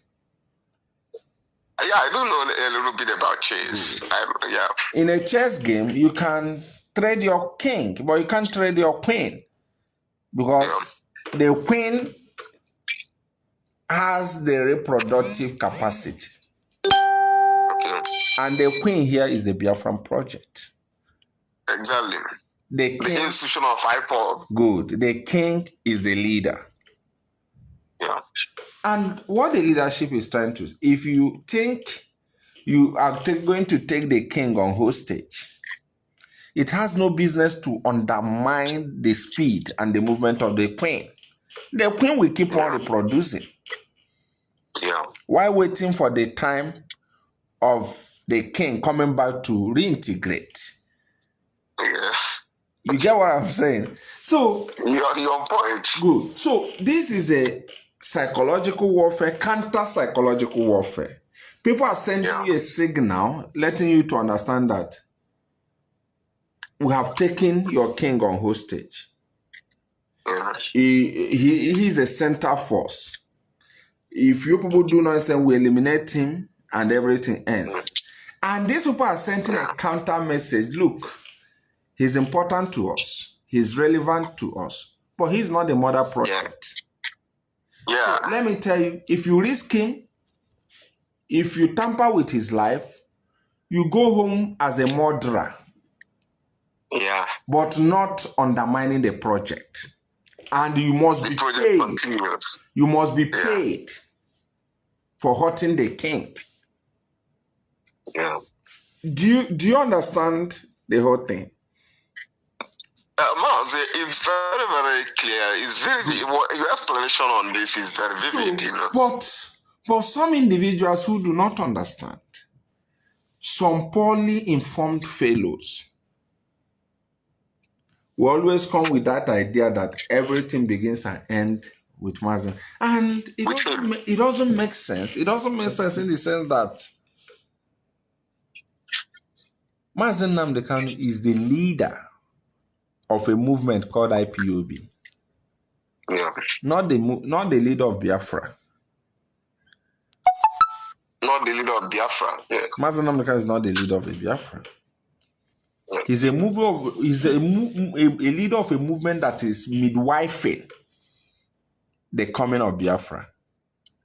Yeah.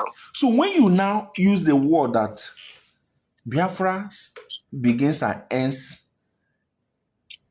with Mazi Nnamdi Kanu, what you're doing stupidly, unknowingly to you, is start creating enemies. Certain individuals who will naturally start putting up a hostile attributes that you are doing imposition. Remember, not all the, if you study the social composition of Igbo nation, there are those who believe in outright getting out from Nigeria. There are also those who also believe in federalism, devaluation of power. The likes of Peter Biha. Yeah. A lot of people are good. They don't that believe in outright exit. Yeah.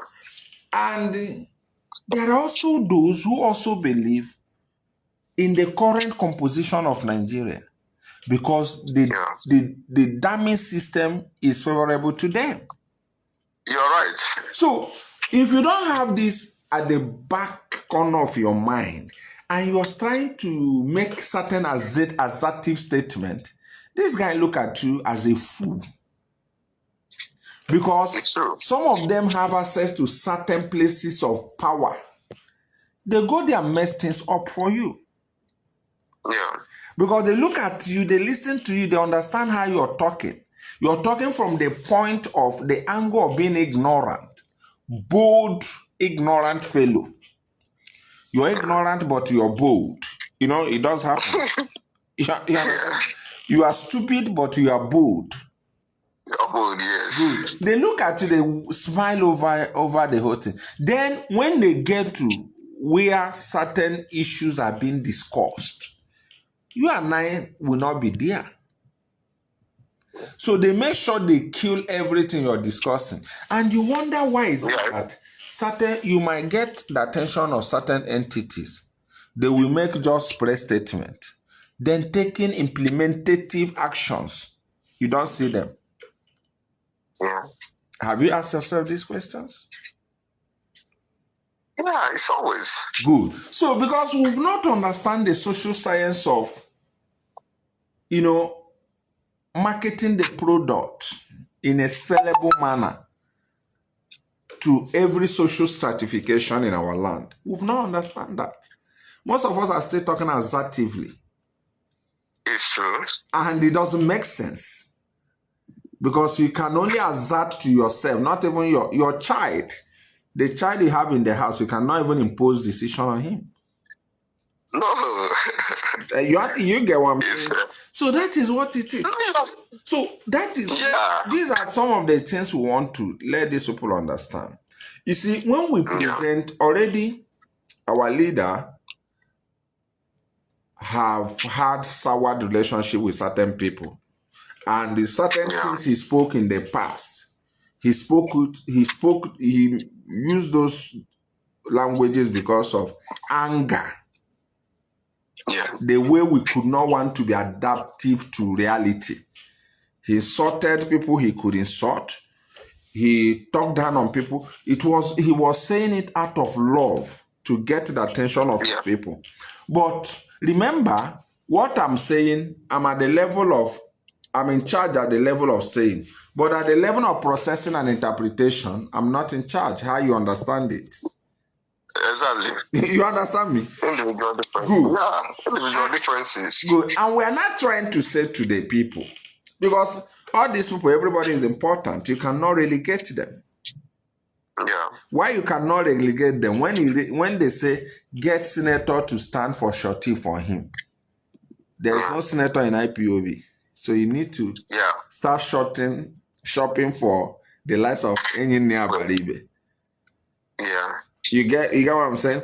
When they say for this, get a strong voice in White House for an advocacy, you might be surprised a daughter or a son of somebody somewhere has to do that for us. Exactly. And that's why we're saying, okay, let us project institutions. Institution, there is no individual you're seeing. Yeah. And nobody can say this institution wronged me. Not at all. You understand me? You cannot say that is the great. You're on point, Mazi. Yeah, you cannot say institution wrong you. So when we project institution, it is going to help the institution to absorb a lot of liabilities as a result of the broadcast of Mazi Nnamdi Kanu. But you cannot, when you have a litigation with an individual, you can be more fierce. When you have a litigation with an institution, you must be gentle and mannered. It's true. Isn't it? It's true. Good. Mazi, you are right. You are correct. So these are very complex situations, but lack of understanding, lack of knowledge, and high comprehension of political science made most of us not even understand. Because most of us believe that when your camera come and talk anyhow and they walk away.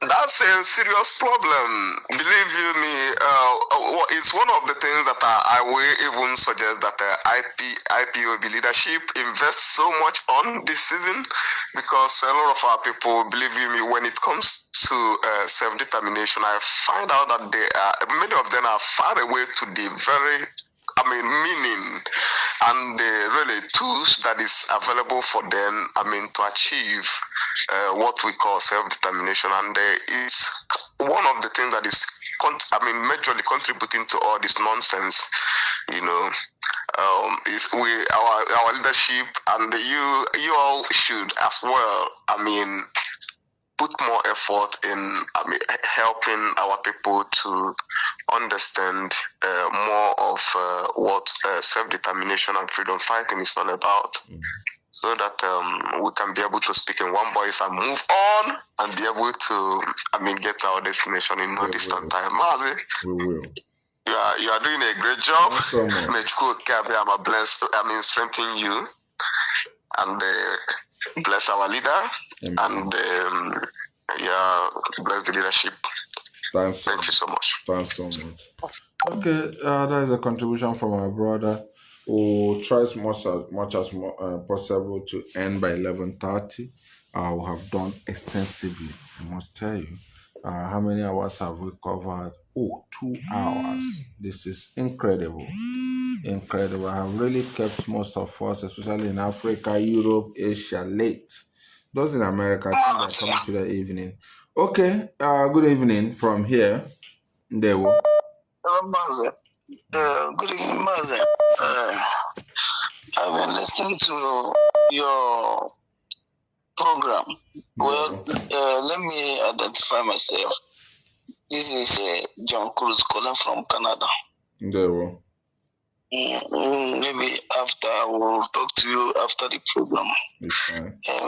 Please, I know you are very close to the leadership. Since yesterday that I got that news about the plans of the federal government, I've not been myself. And we all know that the sacrifice all of us have made, and we are still making. You personally, I know the sacrifice you are making and your commitment in this project. Please, I know that some of the leadership are listening to your program this evening. I'm just on the bleeding side. I know they have been hurt. Like each time I'm in the social media writing, because I always go to the comment section to defend the leadership. Like some of the fallen angels, like some of our colleagues, our comrades that I know, like one of the guys that recently started attacking the leadership.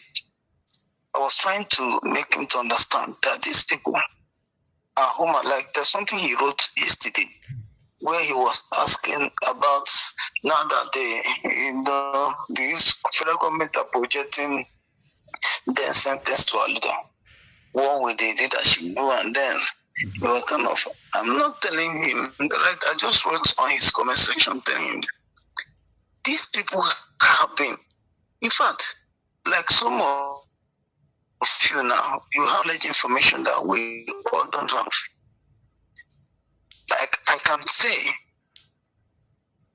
like when Mazi Chinasan will always come out to address Biafrans. There's the last program there was one of the programs he did. He was saying that the message they got, each time they sent message to our leader, the message they are getting are not encouraging. They are human beings for crying out loud. These people are human beings. like as you are now, I know the kind of things you have been, kind of sacrifice you have been making. Somebody will come out like these people. They thought that is we are doing social media. It's not about social media. I know you personally. The sacrifice you have been passing. Somebody will on his ring light and start calling you names, calling you a taxi driver. It's somebody that doesn't know you. Somebody that doesn't know Mazi J. Costin. Are you getting me? You have been on ground. Like people like you. Like there was one of the program I was listening that Mazi Madabuchiku was saying that Mazi was asking in one of the programs. I just had it. That why is it that most of the major media warriors are not on his side? For crying out loud, you are lettered. You are an intelligent man. We are not following this thing. We have already, put aside emotions. We are not talking about emotions. These people, the message they are getting from our leader are not encouraging. At all, they are not encouraging. Okay, look at what you posted in this your program now. I saw it. And Kanu cannot open his comment section. Let him open his comment section if he knows that today what he's doing is right. They are projecting this and you are calling on Ejiofor. What did Ejiofor do to these people for Christ's sake? Somebody who is no longer in the matter.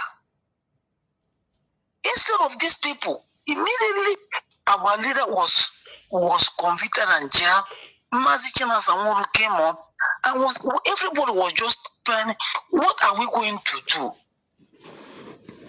so that we can move forward? They turned around and started attacking these people. And you want them to do magic. What magic do you want these people to do? There is something when you say Ekelonya Akede, Yagotoso, only Boku, Ekelonya Akede, Yagotoso. These people cannot be something. Okay, look at now. These people have been, when our leader was kidnapped and rendition back to Nigeria. If not that, personally, I am not moved by emotion. And I know people that I can call and ask questions. I was very, very disappointed when I heard that our leader is in Nigeria. In fact, I was saying, how come? Does it mean that the leadership doesn't know?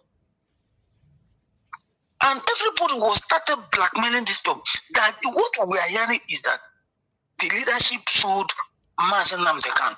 Many of people were shouting it in someone platform. People were shouting, and these people who push this narrative, everybody believed them. But recently, Jimakona came out to tell us that Mazi Nnamdi Kanu travel by road. In fact, that your analysis, in fact, what our leader is facing now, people some people were just saying, what did he do? From your statement, you will nail yourself. Even when our leader started to defend himself, and after that, there was one of the interviews at Jumaka granted. I was crying that day. Even Mazi Jonathan was even replaying that interview in Radio Biafra for one certain time. He was the people that asked our leader to go and defend himself. He teach our leader how to. He was look at exactly what he used. He said, I don't know, this man said he's a big book. That was the other BBC interview. Very wicked. I listened to it. I listened to where he said he even not only do talk as if he's a learned gentleman. He's a big book. That was exactly what this man used. He's a big book. But the same look at the lawyer that studied law on a criminal matter. He started shouting from Bagwalada. From Maraba. Okay. Look at look at it. Throughout the whole court section, these people could not argue any anything there. All the whole submission that the Nigerian government brought, they did not, none of them. Even on that day, I was crying that day they were giving that judgment. All of them stood, the judge called them to stand up. All of them stood up. In fact, I was ashamed of myself that day. He called him. He said, "Are you the representative of?" He said, "No, we are consultant." He said, "Okay, what are you doing?" That judge insulted them. Look at somebody that called himself a lawyer was asking for a nude in a public space. Mazi, nobody is seeing. Mazi, let me share to you one experience I had recently. I have a matter in the court. I have an ongoing matter. So I hired the service of a senior lawyer over the matter. Then my opponent has a lawyer as well, but a junior lawyer. So in one of the matter, the senior lawyer I hired his chamber for the matter.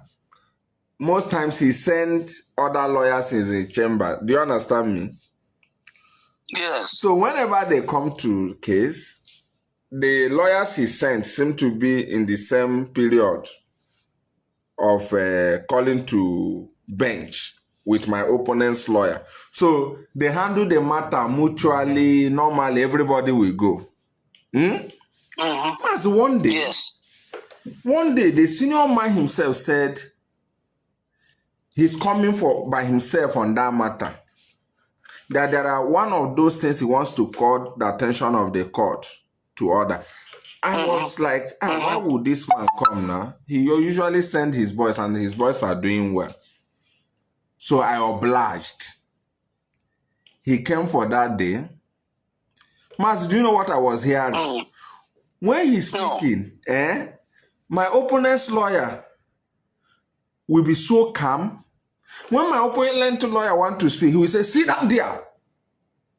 Sit down there." No. When were you called to bed? Yes. That one will be saying, my senior colleague, Yes. my senior colleague. It's intimidation. Do you know what happened? He so much intimidated the guy that me as a person, I became, where I was sitting, I became uncomfortable. And when he was intimidating the junior lawyer, asking him, "Sit down, sit down," the magistrate himself was laughing over that. Sure, I was telling my own lawyer, say, "Go ahead." I was telling the junior one, "Sit down. Your senior is talking." Yes, now. All the whole thing he prayed to the court was admitted. So while the matter of Onyendu was going on, and I saw all these ones running here and there, I was laughing. And that was why the prosecutor, whenever he wants to talk, they will keep quiet. Because even Maxwell is senior to a lawyer in bench. Do you understand me? Yeah. You understand? So they so much handle the thing that it became a mockery. Imagine when Ozokome was there, when Ozokome is speaking, even the government prosecutor always address him as the sage. They always use the word, the sage. Yes, they respect him. So the whole thing was so funny. These guys came and with Tomaka and Nobadu everywhere. I became a problem and a mess. A very big. We see the issue here is that if the leadership is to come, they have a whole lot of mess they are going to clean up. I know a lot of things are really gone wrong. Yes, yes. Are going to be done. Yes. I know it might not. Yes, I know it's not going to be easy. But what I'm just pleading, Mazi, it's a plead. I am pleading. I know our leader have made a lot of mistake. People, our people is that we are too emotional. Mangisi Christianity so are you getting me? So if we can remove sentiment and let us know that he is just a human, he is bound to make mistake, and what he have done a lot of mistake. He have done a lot of mistake. He have done a lot of mistake. He have done a lot of things. So if I am just pleading on behalf, let our leadership, is there any strategy? Because I know from the onset, from the day he was kidnapped, all the whole move these people have made, they have never. There's no movement that the leadership have taken that have backfired. That people will say, look at where they made any mistake. When first of all, when they put on that sit-out, it was a strategical point that they got. Do you know that then I was in Nigeria? One of my friends, that thing was made because I always argue with it. He told me that because he knows that I'm a full member. He said that but could you imagine? And when the thing now heard, he called me that wonder the guy from Simna now he made that now this thing Mazi. He was telling because there's somebody that doesn't believe in IPOB. But immediately that's it that told me that first day. Just the thing the guy was telling me now Mazi Nnamdi Kanu the way IPOB who feel now. In fact, na IPOB are you're the guy that even the Mazi, because these people are politicians, he said that the Mazi and the Kanu cannot even control this IPOB again. He told me. He only here 3. But also, we made that first tattoo maker. This guy came back and said, no. Now, here are Mazi and the Kanu. So, what I'm saying, the whole strategy that they brought, these people frustrated them. So, when you're going to make sure that I know, if that was why I'm happy that this institutionalization here was that anything they can do, let them do it so that the movement will be so strong. I am so happy that they are not listening. All these people that it's just like when our leader when he was with us, any attack, area, all of us in Eburia Nishi. I am a people feeling only one Etian. Yeah, we are all volunteers. We are all volunteers. We are all volunteers to defend Mazi and the car. And now we are defending the IPOB leadership. They fed that nobody is being. Some people will not ask, not that if Abena, who are you? So why the Mazi? Why do say, oh, can we tell laws? I'm Mazi, him now, Pico. On top of the Gisi. Pass the message to the leadership. Only any strategy hanging now that this is not portal. Only any message, or through their press release or whatever, I get proof. Can government monitor that this the Mazi Nnamdi Kanu is not that. No, I know they. Okay. So I make a kind wiki around or Mazi, are you there? Yes, sir. Yeah, Mazi, good evening. From my side. Good evening. I'm not boy from Georgia. Been watching your program. Yes, sir. Thanks so much. Yeah, what I wanted to just say with that now. To be honest, sometimes even if sometimes it's really upsetting in the sense that now this is a man we all put our whole trust in. We believed so much in him when he started first. He started very, very nice when that was maybe like 2012 or 2013. And that time, I believe when this intention will be the way maybe from 2021. I believe maybe him Israel, maybe other woman Kego or whatsoever. So all of us, put our trust and hope in him, trusted him so much, believed every word he spoke to us. Even to an extent, he even said that there are 3 places the freedom fighter, is could be could be found or whatever. Either you're in exile, maybe this thing in prison, or probably death. And then he said, even if they kill him, the Biafra is gonna come quicker. Nobody's praying for him to die. God forbid. But one thing we should understand is this: it's a very powerful word. Is very, very powerful. in the sense that now some of the things he has said, pronounced about this particular IPOB, he himself on that where holy holy altar, where this holy symbology preaching was something on your query. So what I'm trying to say that now, he proclaimed that now DOS was chosen. He prayed this leadership. God chose this man, this noble man. And it's hard. It takes 50 years for you to penetrate, and 150 years for you to destroy this leadership. And if you see since 2021, what has been going on from Ekberima to the rest of them, and then to this one, all the whole things he even said. Sometimes he says some of those things. Maybe he didn't know. He didn't know when those things comes into his mouth. I don't know or whatever. But here, is very powerful. So now this is linked to death sentence. He also mentioned something in regards to that even if they kill him, this thing, Biafra got that quickly. Like we said, come on, than the enemy killing him themselves. They all got way shame, so that one will not allow that one to happen by God's grace. And I heard the analysis when you somebody asked about this. So this may analyze that is 100%, it's a 1,000% that's not. I'm sure I get nowhere. They won't. Because the thing get follow Mahamea was something that's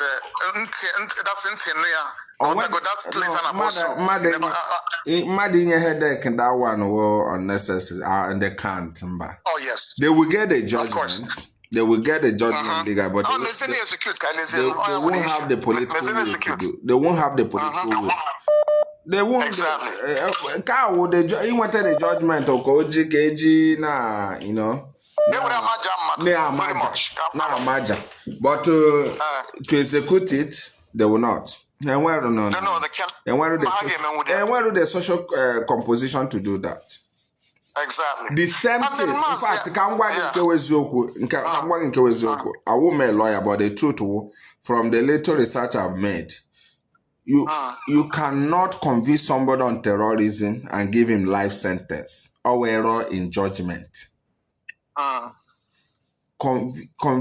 Convicting somebody on terrorism goes with death sentence. But do you know why? Omotosho does not want to create that tension. He avoided that. So the issue, for the fact now, they still believe now the movement on the they could not end the mother project.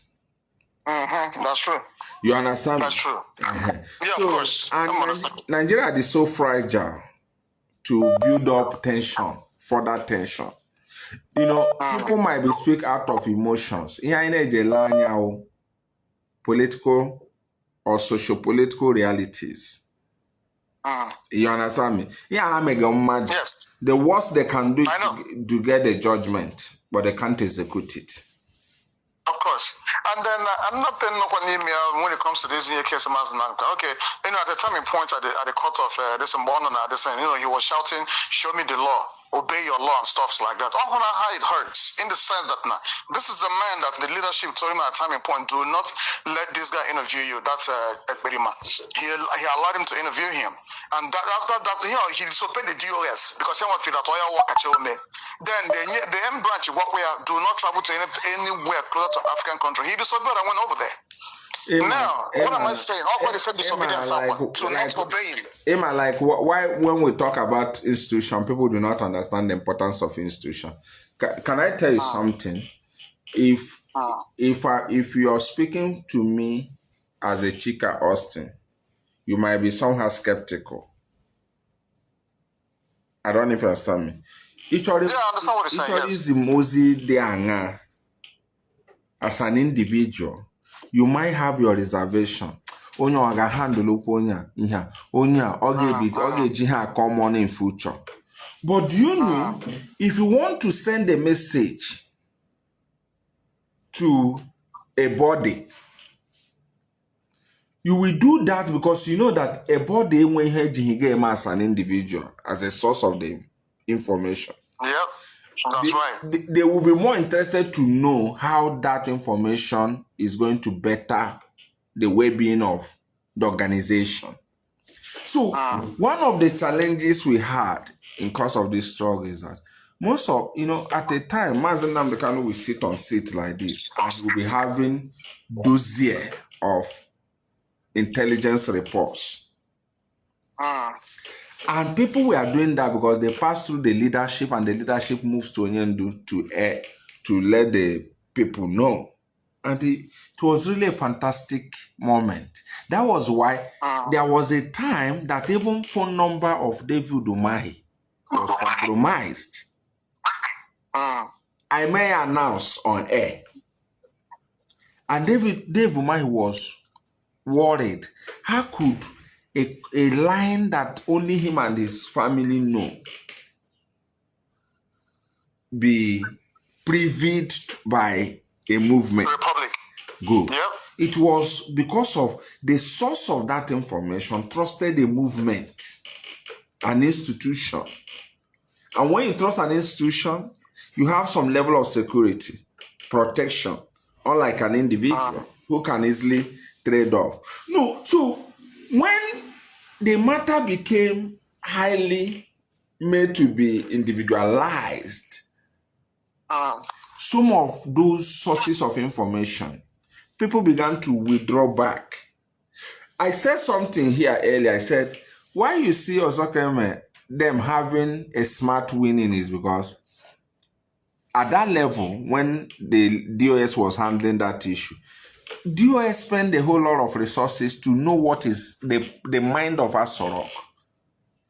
They spend a lot of resources to know what the Department of Justice is doing. They pick those information and drop it on the table of the legal team for them to know areas to ambush the federal government. So having their own power to plan and also planning ahead of what the enemy is trying to do. Good. And it seems as if they were having winning. It's not because the legal team were super beings. It's because there was a symbiotic relationship existing between the M branch was doing their work.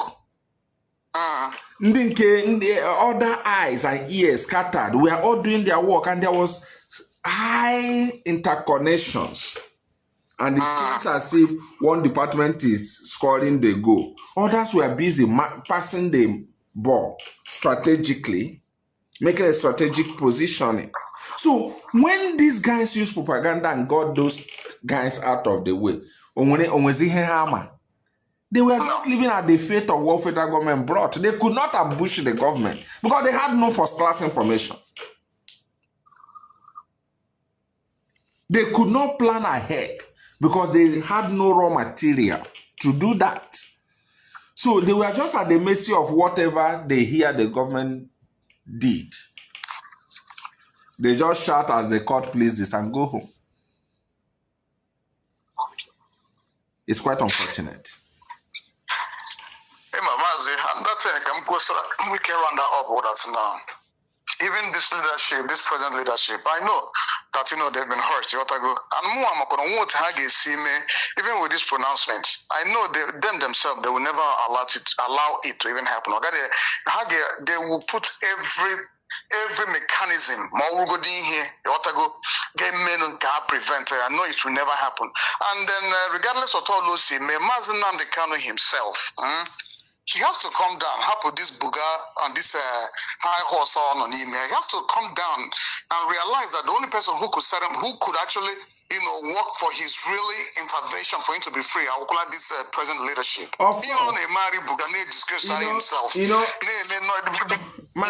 Something happened, but I don't know whether we understand the significance of that action. Do you know? When the leadership was busy mobilizing rallies and protests for Mazi Nnamdi, Kanu came insulting them, even accusing them of rallying not for Mazi, those only them that know what they were doing. And it came a time there was a need to rally. But there was no face for them to meet the leadership they mocked. What did they do? They told Showore to hire boys, some of these career protesters in Lagos.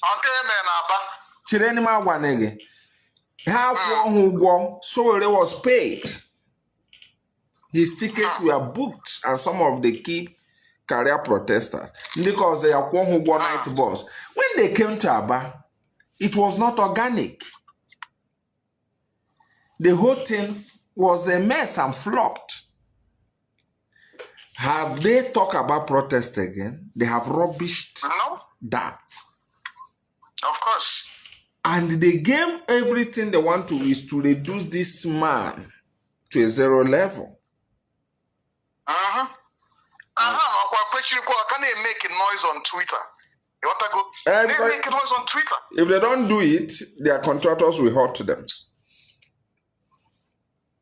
If they don't do it, their contractors will finish them. One of the dangerous assignments to take is to take a soft approach contract from government. Any government in the world. Government does not believe you failed. You know, that is how it is. You understand me? Or near success. They don't believe that. If you're asked to do something, if you go into a deal with the government, you must execute it and get result 100%.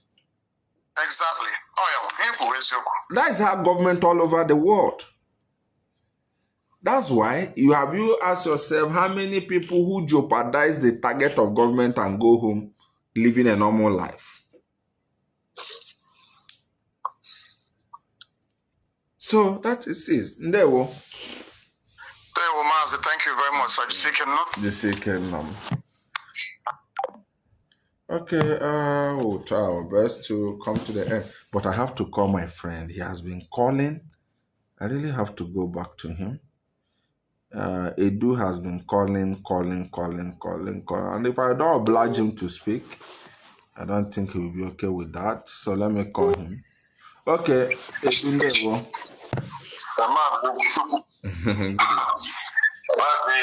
My brother said, may Elohim bless you. I was even listening. This internet sometimes, I don't know the time itself, the time frame is quite different. I was listening to the last caller maybe before you called me. Mazi, thank you so much. We are a soldier of freedom. That time frame is not a barrier for us to listen or make a contribution or, do those things that we know how to do best, which Elohim have sent us to go and do. Mazi, thank you for being around at this very time of the night. Awesome. Mazi, there is one thing I want to say.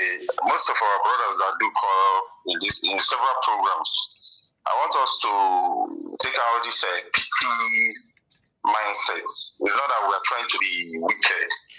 There is no time for weakness, because if you're thinking from the angle of pity, you always talk that the leadership should come in, and I know we have that kind of thought or where it do come from. It's from the angle of peace.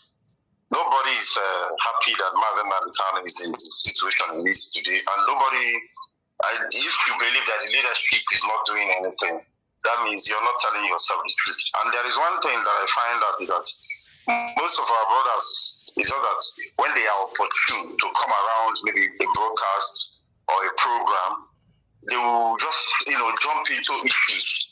Many of us that you see here have been around for years.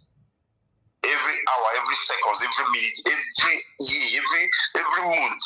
There is no time we are not looking for who is broadcasting, who is talking, what is the leadership doing, who is listening to, who is presently talking somewhere or a radio Biafra or his own private business.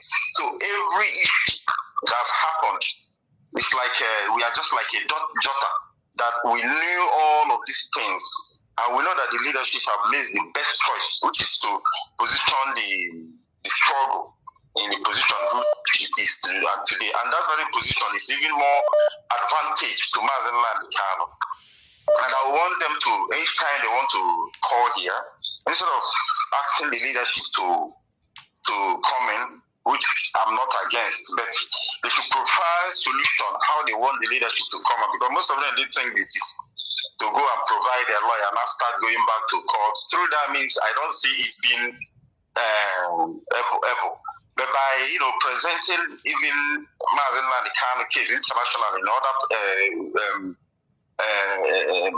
governments of the world, which the leadership have been doing, it is more even potent than engaging Nigerian government in their own court, because where this case now is, there is no way you can even start coming in that direction. So I don't know if maybe many of them understand what I'm trying to say. Before you even talk to this, I think you should look for private friends, lawyers, and all of those things, and present this case individually within you and them and have a discourse, and now see what they can tell you and all of those things. And Nigeria being the country and how evil they are, you know that this very stage that they are now, they have every final say. So I don't think. Anyway, let me leave it at that very place. Then, Mazi, there is one thing you said here now. You said that the Nigerian government might not be able to execute Mazi Nnamdi Kanu. I don't think from that direction. I always, in an issue, I take the worst scenario decision. As in when it comes to how I read my opponents or issues, I always think on that very thing in the worst, so nothing can come to me as a surprise, especially when you're dealing with an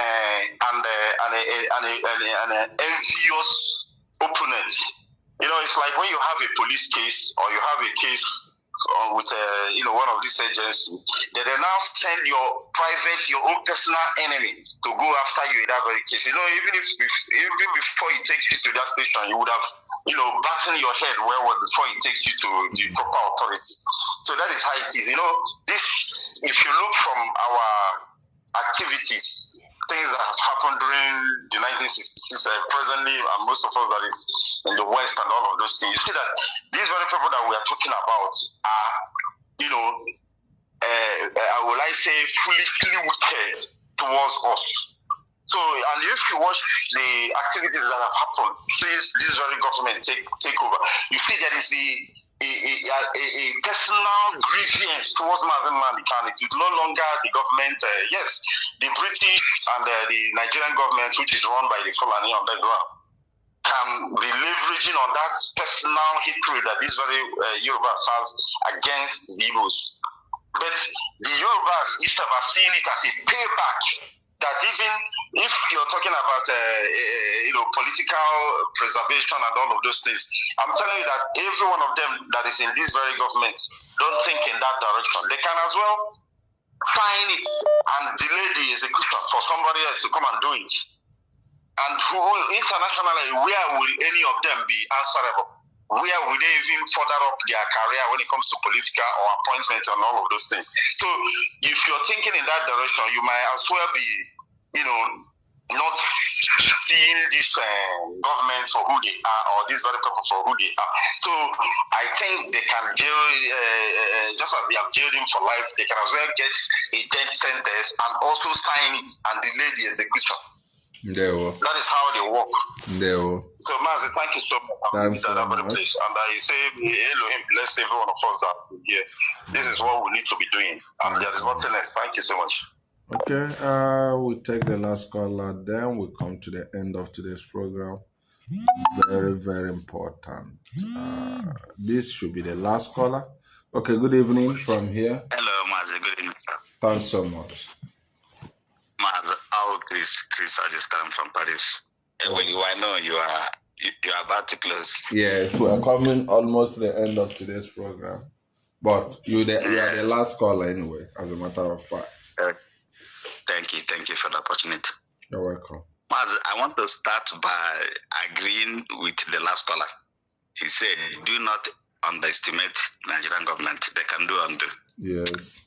That is number one. So if they pass that judgment, they can at the same time execute it. But the issue is that they might not execute it because if you flip the coin, it will give IPOP and the Southeasterners leverage to do more and to garner international support.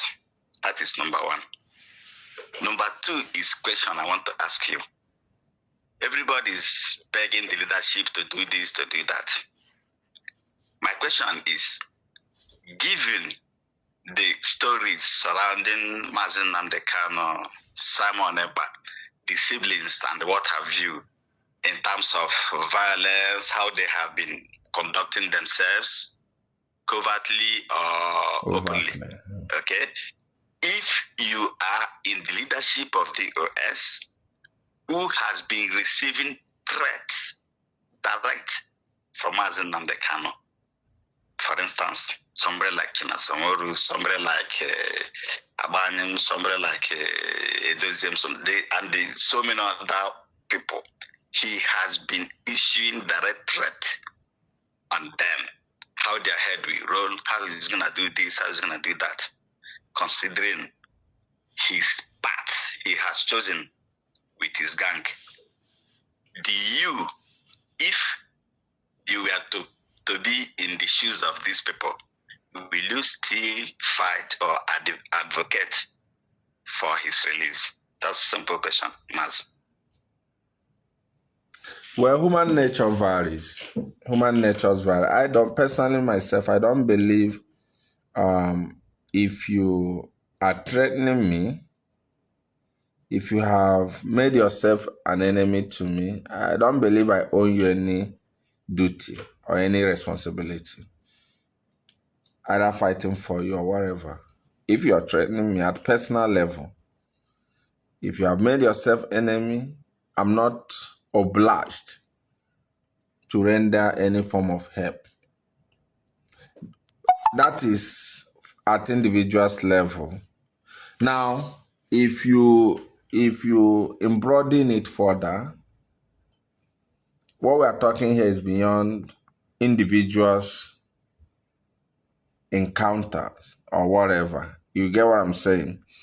Are you there? Yes, Maz, I'm with you.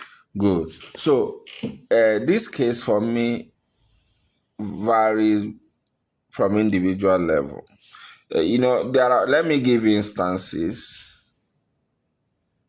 If two individuals are quarreling to the point of onye egbu onye nka mma, onye nka egbu onye nka mma, do you know it's so difficult for you to see them coming back together till the world ends? Yes. And depending why they are quarreling too. Yes, whatever be the reason, they get to the point of having a body injury to themselves. It is very difficult in such situations to see them again eating on the same table. Yeah. You know that?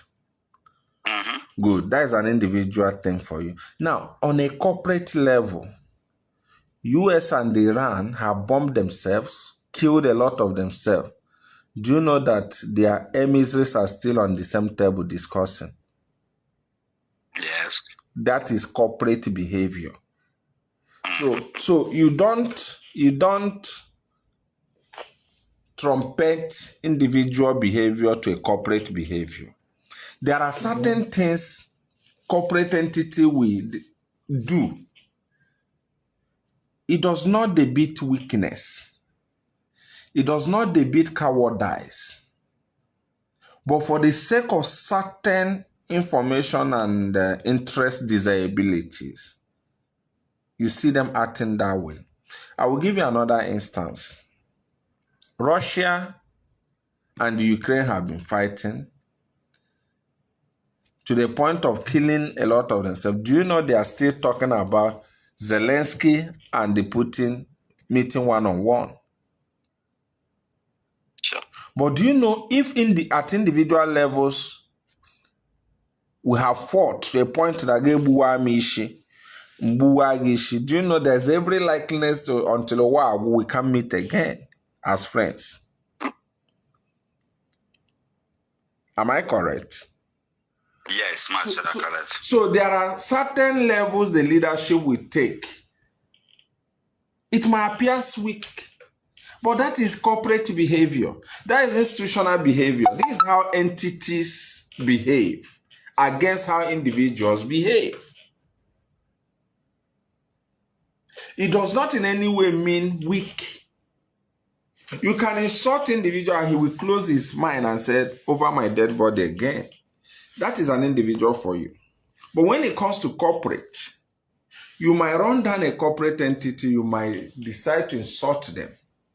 For instance, you can insult your bank, go to social media and drag them, call them all manners of name. Do you know that tomorrow your bank, your account is still with them? They will refuse to debank you. Am I correct? Yeah. Why are they not debanking you despite the insult you gave them? Because debanking you give them negative report in number of customers they have. Do you also know that you might even insult them, drag them on social media? Tomorrow you are coming for loan facility.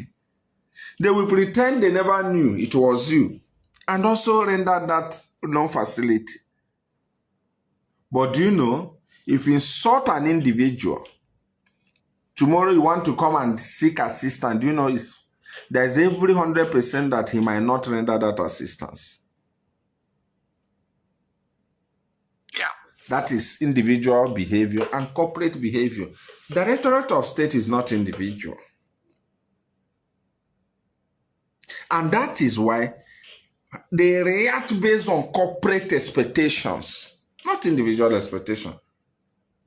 If Onyendu might be reacting as an individual, he's reacting as an individual, that is individual for you. And that is why successful people do not trust individual decision. Because individual decision is short-sighted. It's egocentric. It is enveloped with selfish interest. But corporate decisions are born out of sound analytic and comprehensive evaluations. So that is what it is. Yes. So don't expect the Directorate of State to react the way you expect an individual to react. Onyendu can open mouth and insult them. He's reacting as an individual. They will chase those insults, you expect them to utter a press statement attacking him and insulting him back, which at the individual level, they are entitled to do the same. Because life is all about equality. But they will take it and they digest it at corporate level that if we attack this man back verbally, we might discourage people who believe in this cause. The enemies might mock us. But the individual has taken his decision without minding all those factors. Corporate entity considers multiple factors. Mazi, that is what it is. Mm-hmm.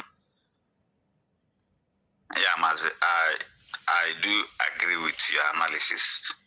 But mind you also that Onyendu himself,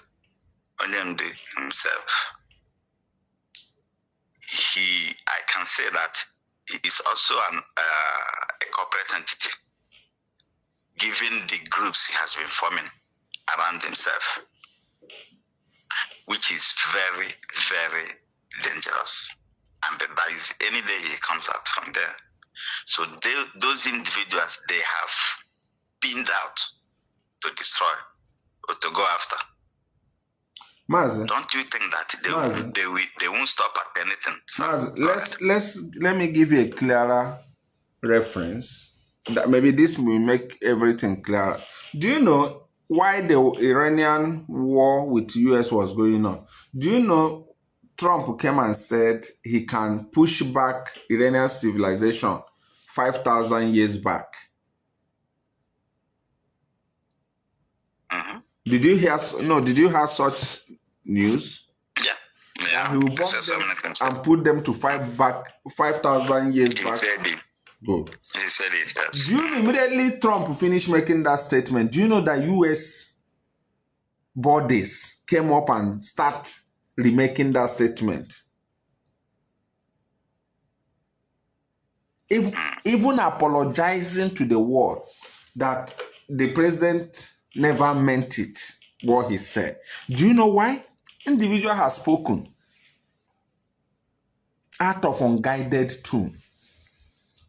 But the state, the institution of the state knows that you cannot call back Iranian civilization without destroying their archaeological heritage.